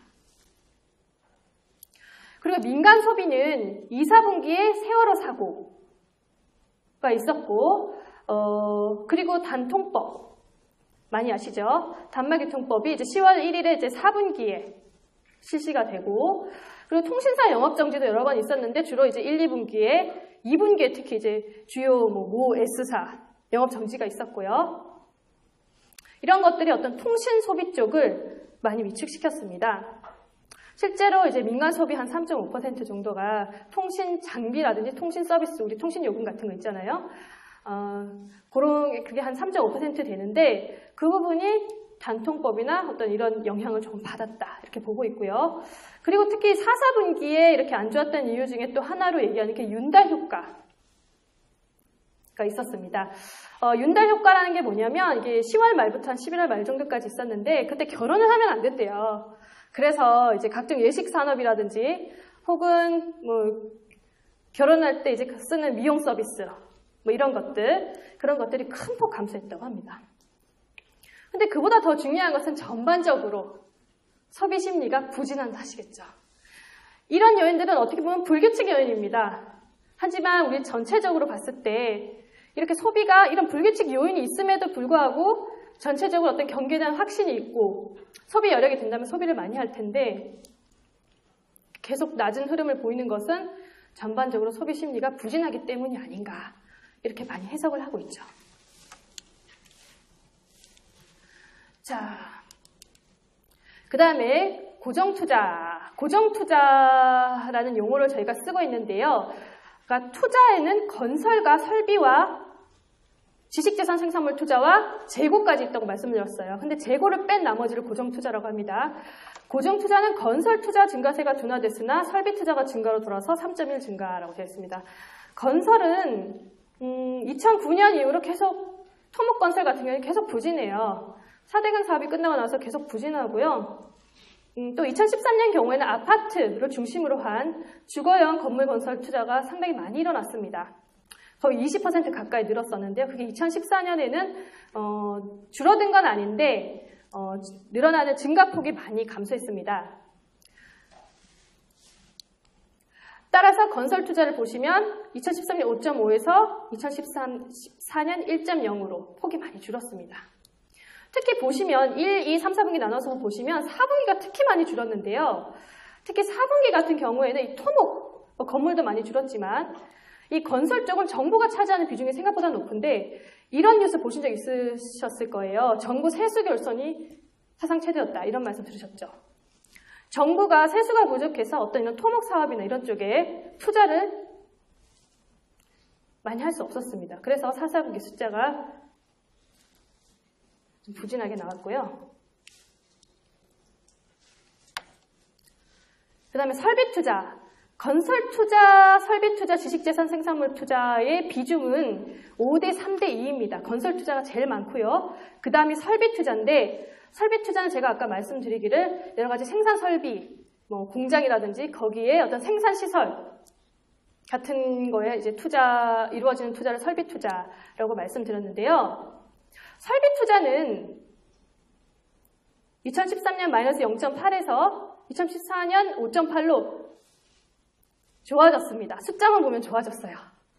근데 여기서 주의할 것은 이 2014년에 좋아진 숫자를 저희가 살펴보건대 그 내용을 봤을 때 이것이 과연 정말로 투자를 늘렸느냐. 이것은 새로운 사업 영역을 확장하고 신규로 설비 투자를 늘렸느냐에 대해서는 의문이 있다라는 거죠. 숫자상으로는 나쁘지 않아 보입니다. 하지만 실제 조사 결과 단지 유지 보수의 경향이 짙다. 이렇게 조사가 되었었고요. 그 다음에 지식재산 생산물 투자라고 보면은 이거는 이제 연구개발 투자가 아까 말씀드렸죠. 연구개발 투자는 꾸준히 증가하고 있습니다.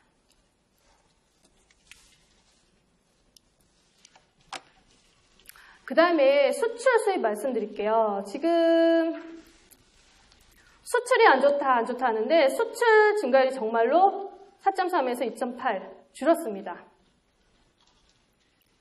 성장률 자체가 축소가 됐어요. 수입은 조금 늘어났습니다. 수출의 이런 항목들, 수입의 이런 항목들이 증가했다라고 예를 들어서 말씀을 드렸는데 그래서 종합을 해보면 이렇습니다. 2014년의 경우에 소비는 여전히 부진했고요. 건설 부진했습니다. 설비투자 수치상 좋은데 과연 설비투자가 어떤 향후 경기의 선행지표이듯이 향후 경기가 좋아질 것을 보여줄 정도로 좋아졌느냐. 그것은 아니고 그 내용은 그냥 유지보수에 불과하다. 사실은 아직도 경기에 대한 불확실성이 남아있어서 기업들이 투자를 적극적으로 못하고 있다. 그런 내용이 있는 것으로 조사됐고요. 지식재산 생산물 투자는 계속해서 꾸준히 늘어나고 있고 문제는 우리 경제를 받쳐주던 것이 수출이랑 수입인데 수출의 증가율이 계속해서 좋지 못한 모습을 보이고 있다. 지금 1, 4분기 숫자가 발표가 됐는데요. 1, 4분기 숫자는 아마 0.0일 겁니다. 그래서 계속 수출 흐름이 좋지 못하죠. 자, 이제 경제활동별, 산업별 성장률 보겠습니다. 제가 이게 지금 좀 이 부분을 빨리 넘어가는데요. 이 숫자 자체를 제가 말씀드렸다시피 다 외우시고 막 그런 건 아니고, 다만,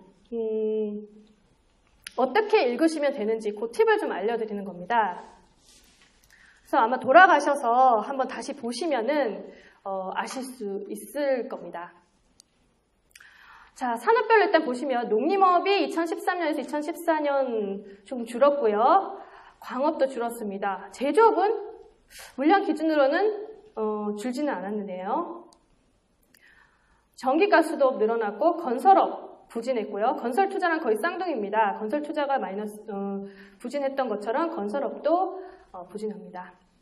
서비스업은 조금 올라갔습니다. 2.9에서 3.3. 연간 기준으로 그렇습니다. 제가 아까 말씀드렸죠. 연간 기준으로는 전체적으로 성장률이 올라갔기 때문에 대체로 올라간 것들도 많이 보입니다. 특히 제조업이나 서비스업 같은 가장 비중이 높은 산업들의 성장세가 오히려 확대된 모습을 보이는데, 문제는 분기로 보시면 어떻습니까? 제조업은 3, 4분기에 상당히 숫자가 안 좋죠. 서비스업도 마찬가지예요. 2분기는 영향이 있었다고 하더라도 4분기 다시 부진해졌습니다. 건설업은 아까 4, 4분기 건설 투자 숫자가 안 좋았던 거 기억하시죠? 네, 정부 투자 쪽에서 많이 감소했는데요.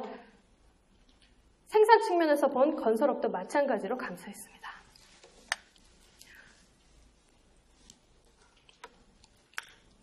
제조업 같은 경우에는 기계 장비라든지 1차 금속 제품 이런 것들이 늘어났다고 했는데, 결국 제조업은 수출하고 많이 연관이 됩니다. 그래서 수출이 좋은 부문이 성장폭이 확대되고, 수출이 좋지 않으면 성장폭이 축소가 됩니다. 그래서 예를 들면 지금 성장폭 축소된 것 중에 전기전자기인데요.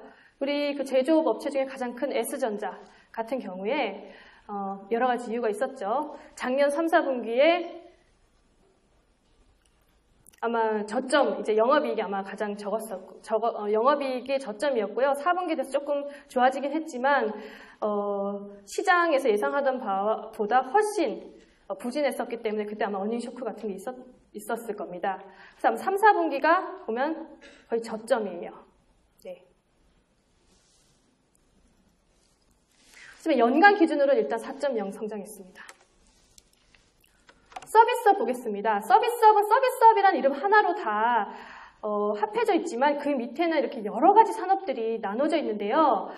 보면 이제 가장 비중이 높은 게 도소매 음식 숙박업, 그리고 공공행정 및 국방, 부동산 임대 이런 것들인데, 이런 다양한 산업들을 다 합해서 서비스업이라고 합니다.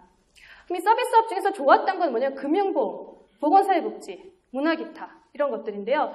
금융보험은 작년에 이제 자산운용사 이런 쪽으로 흘러 들어가는 돈이 많았는데, 그 이유는 아마 저금리 때문에 조금이라도 높은 수익률을 찾아서 돈들이 옮겨 다녔겠죠? 그럴 때 각종 수수료를 냅니다.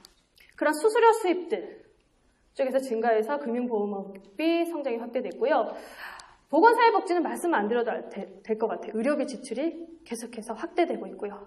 보험 적용을 한다는 것은 그만큼 가격이 싸지니까 원래 안 하던 사람도 가서 치료받게 되죠. 그렇죠?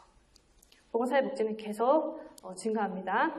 문화기타 쪽은 좀 의아하실 수가 있는데, 작년에 여러 가지 안 좋은 일이 있었음에도 불구하고 전체적으로 어떤 문화 오락시설을 찾는 관람객 수는 늘어났습니다. 예를 들어서 골프장이라든지 아니면 카지노 이런 것들, 복권 이런 것들 다 문화 및 기타에 들어가고요. 그리고 수리 개인 서비스나 오락 서비스, 제가 말씀드린 카지노, 복권 이런 게 오락 서비스인데, 이런 쪽은 계속해서 증가를 하고 있고, 그리고 이제 가사 서비스라고 해서 이제 가사 도우미 비용 이런 것들도 이런 산업도 계속 증가하고 있습니다.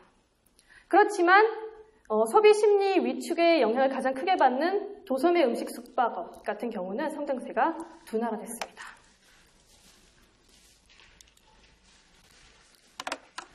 다음으로 경제 규모 보겠습니다. 명목 GDP로 본 경제 규모는 전년보다 3.9 성장. 여기 금액이 안 들어가 있는데 금액으로 말씀드리면 우리나라 경제 규모는 2014년에 1,485.1조 원입니다. 1,500조 좀 안 된다고 보시면 될 것 같고요. 달러 기준으로는 한 1조 4천억, 4,100억 뭐 이 정도 되는데요.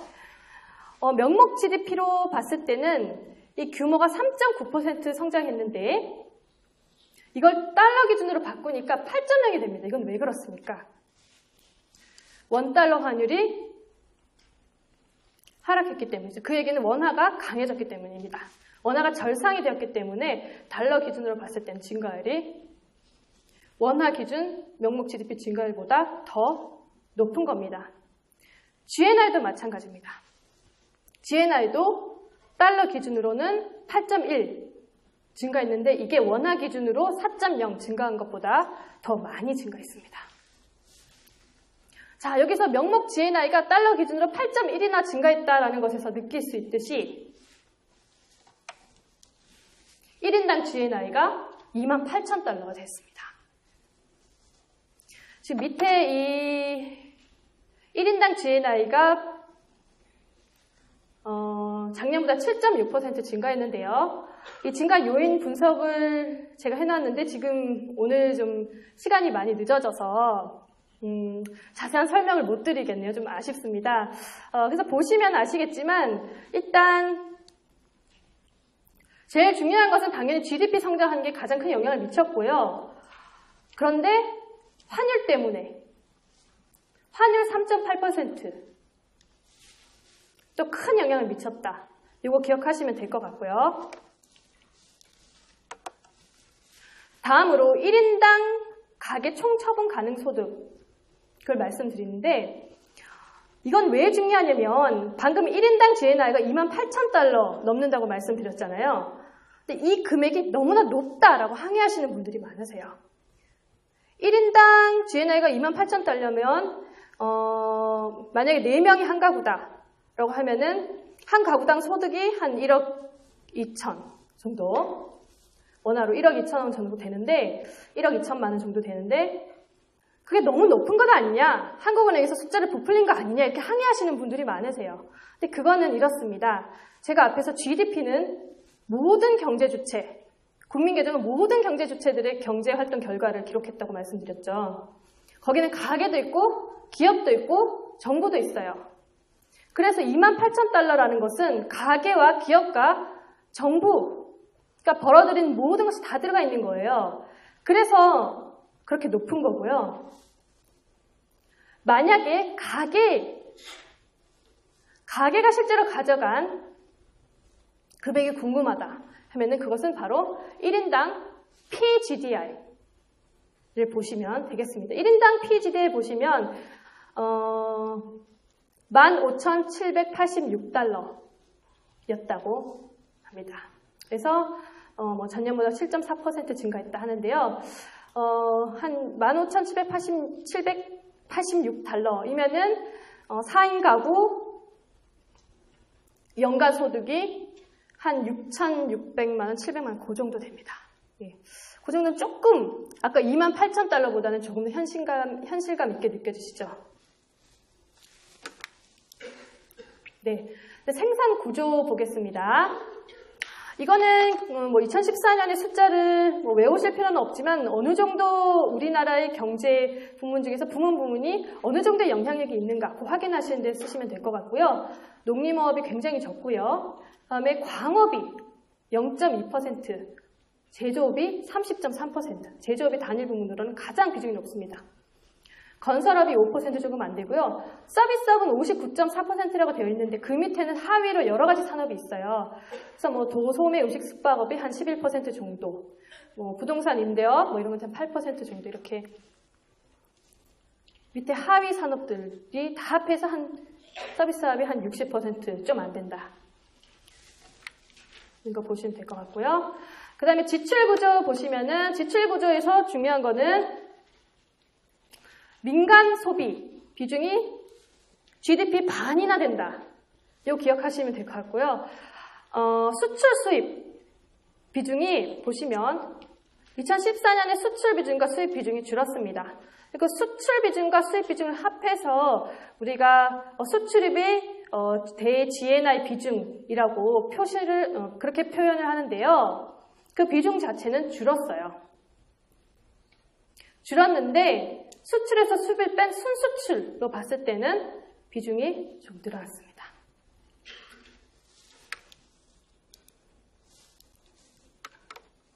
분배 구조 보시겠습니다. 2014년 보시면은 피용자 보수가 한 이 정도, 45% 정도. 기업 재산 소득이 이 정도.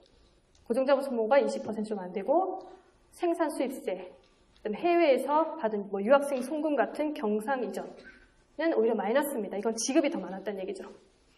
여기서 피용자 보수를 보실 때 이걸 제가 임금이라고 아까 비슷하다고 말씀드렸는데 피용자 보수에는 임금만 있는 것은 아닙니다.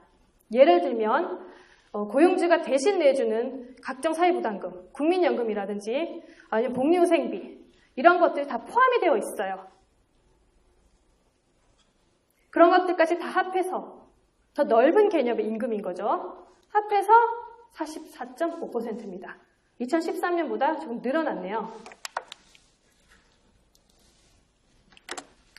저축률 말씀드리겠습니다. 저축률은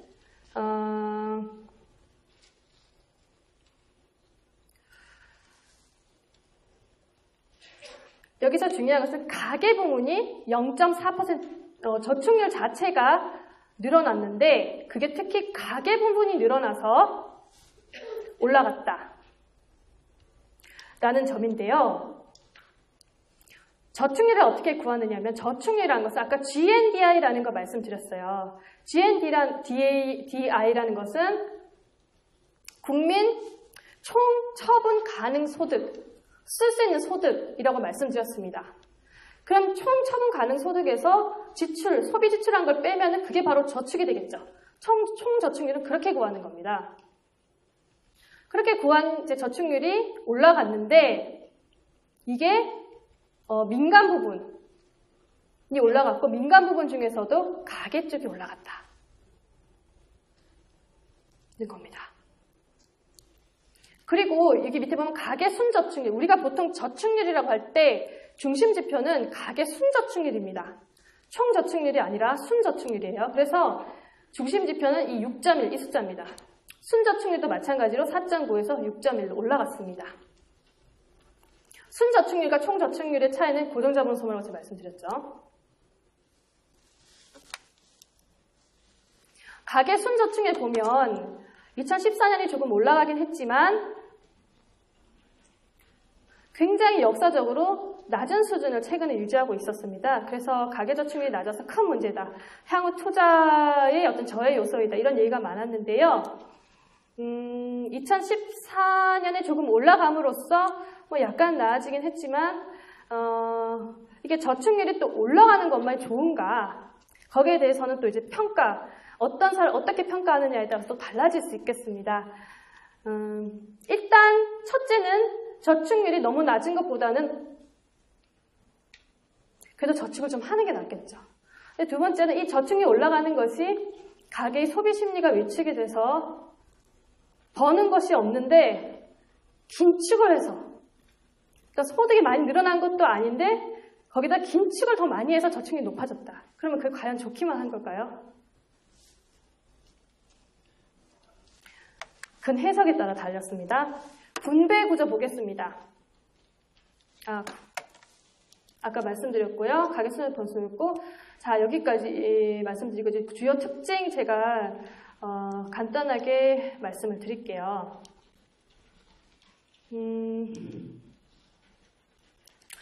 자, 내수와 민간 중심 성장했다 이렇게 얘기를 하고 있는데요. 아까 제가 앞에서 성장 기여도 설명드렸죠. 전체 3.3% GDP 성장한 것 중에서 내수와 수출로 나눠봤을 때 어느 쪽이 더 많이 기여를 했나 봤더니 내수의 성장 기여도가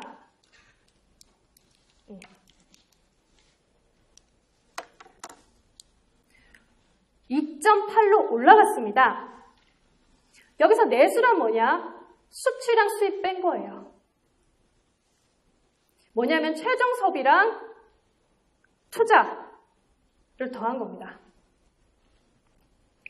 내수의 성장 기여도가 2013년에 1.4에서 2.8%포인트로 오히려 올라갔고 수출이 떨어졌습니다. 내수 중에서도 설비 투자, 여기 지금 그림 보시면 설비 투자의 기여도가 좀 올라갔고요. 민간 소비 기여도는 떨어졌어요. 건설 투자는 당연히 축소됐고요. 지식재산 생산물 투자는 약간 올라갔습니다. 종합해서 보면 설비 투자와 지식재산 생산물 투자의 기여도가 좋아졌다 이렇게 볼 수 있죠. 민간 소비는 워낙 GDP에서 차지하는 비중이 많기 때문에 이렇게 기여도가 높은 겁니다. 제가 아까 GDP의 반이나 된다고 말씀드렸죠. 자, 민간 소비 기여도가 0.9면 민간 소비 성장률은 얼마였겠습니까? 1.8입니다. 성장률 1.8인데 비중이 50%이기 때문에 기여도가 0.9가 된 겁니다. 그 민간이란 정부를 나눠서 보면 정부보다 오히려 민간이 높았어요. 그것은 이제 정부에서 여러 가지 세수 부족 때문에 실제로 차질이 생기면서 특히 하반기로 갈수록 정부 건설 투자를 중심으로 정부 투자가 많이 부진했기 때문입니다. 실제로 정부 투자가 2014년에 마이너스를 기록하였습니다. GDP 디플레이터라는 것은 아까 총체적인 물가라고 말씀드렸습니다. 명목 GDP 나누기 실질 GDP. 명목 금액 나누기 실질 물량을 하면 가격이 나오죠. 그 가격의 등락률, 그 가격 지수의 등락률을 GDP 디플레이터 등락률이라고 말합니다. GDP 디플레이터 등락률은 마이너스는 아니에요. 그러니까 물가가 떨어지지는 않았다는 거죠. 그렇지만 0.9에서 0.6%로 그 상승폭이 줄었습니다. 소비자 물가지수가 3월에 이번 2015년 3월에 0.34% 정도였던 것 같아요. 네. 그리고 2014년 연간 기준으로는 1.3% 올라갔습니다.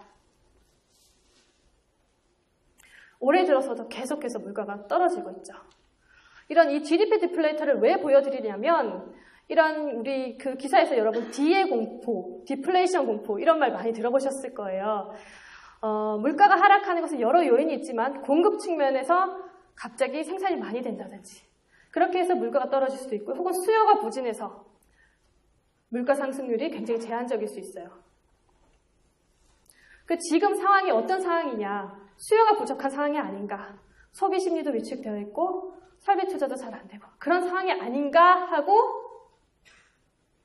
생각을 하고 있는 겁니다. 많은 사람들이 그렇게 생각을 하고 있고 그래서 경제를 살려야 된다. 그래서 그 근거로 물가 상승률이 너무 낮다. GDP 디플레이터도 그 모양을 보여주고 있는 겁니다.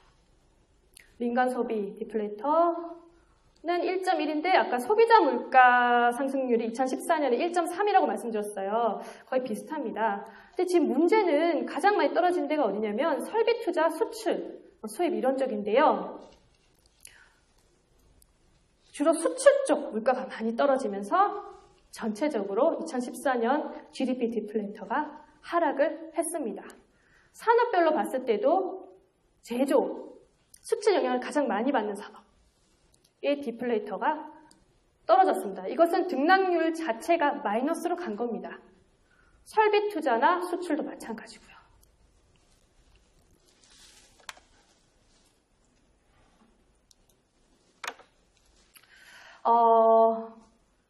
가계저축률 상승은 아까 앞에서 말씀을 드렸습니다.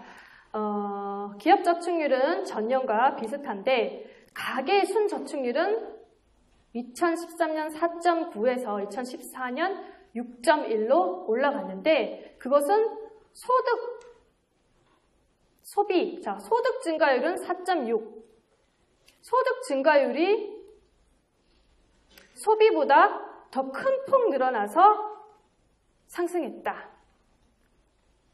이렇게 얘기를 하고 있습니다.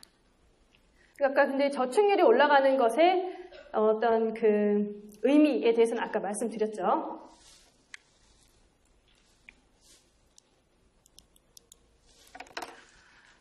그리고 저축과 국내 투자 간 차이 확대라는 것은 이렇습니다. 여러분 혹시 저축 이퀄 투자라는 얘기 들어보셨어요? 저축된 것이 투자된다. 네. 그런 관점에서 보시면 됩니다. 총 저축률이 34.7인데요. 저축된 돈은 개념상 국내에 투자되든지 아니면 국외에 투자되든지 둘 중에 하나입니다. 총 저축률이 34.3에서 34.7이 됐는데 국내 총 투자율은 29%로 지난해와 차이가 없습니다. 그만큼 차이가 국외 투자율이다. 이렇게 보시면 되고요. 그런데 다만 여기서 우리가 국외 투자율이라고 이름을 붙였지만 이게 실제로 그러면 해외에 우리가 공장을 짓고 투자한 것인가? 그걸 얘기하는 것은 아닙니다. 이것은 어떤 경상수지 흑자를 얘기하는 거거든요. 다만 개념상 총저축은 투자돼야 한다라는 개념 때문에 국내 총투자율과의 차이가 국외 투자율이라는 이름을 붙여서 그런 이름을 갖고 이름을 달고 지금 이런 숫자가 나온 겁니다. 그래서 여기서 이제 헷갈리시면 안 되는 분들은 예전에 어떤 기자분들이 요거를 갖고 기업들이 해외 투자를 많이 해서 국내 투자가 안 된다 이렇게 기사를 쓰셨어요. 그게 꼭 맞는 말은 아니라는 겁니다. 실제로 해외 공장을 많이 세우는 것은 맞지만 이 국외 투자율 숫자 가지고 그렇게 말씀하시면 안 됩니다. 이건 이름만 국외 투자율이지 실제로는 경상계정 잉여라고 제가 단어를 표현해 놨는데요. 이것은 실제로 이제 국제수지 흑자가 많이 일어난 것과 비슷하다고 보시면 됩니다. 실제로 국제수지 흑자로 인해서 그러니까 우리나라에 달러가 넘치는데 그게 과연 국외 투자로 가서 그런 것인가? 거기에 대해서 의문이 있는 거죠. 자, 오늘은 여기까지만 제가 말씀을 드리고요. 주요 국가의 비교는 한번 보시면 될 것 같습니다. 이렇게 보시면 되고, 근데 여기서 중요한 것은 뭐냐면 이 숫자는 바뀔 수 있다는 겁니다. 네. 바뀔 수 있고, 왜냐하면 다른 나라들이 아직까지 숫자를 다 공표한 게 아니기 때문에 얼마든지 리비전이 될 수 있고요. 그러나 큰 흐름에서는 바뀌지 않을 겁니다. 그래서 여러분이 혹시나 레포트 쓸 일이 있을 때 참고하시면 될 것 같고,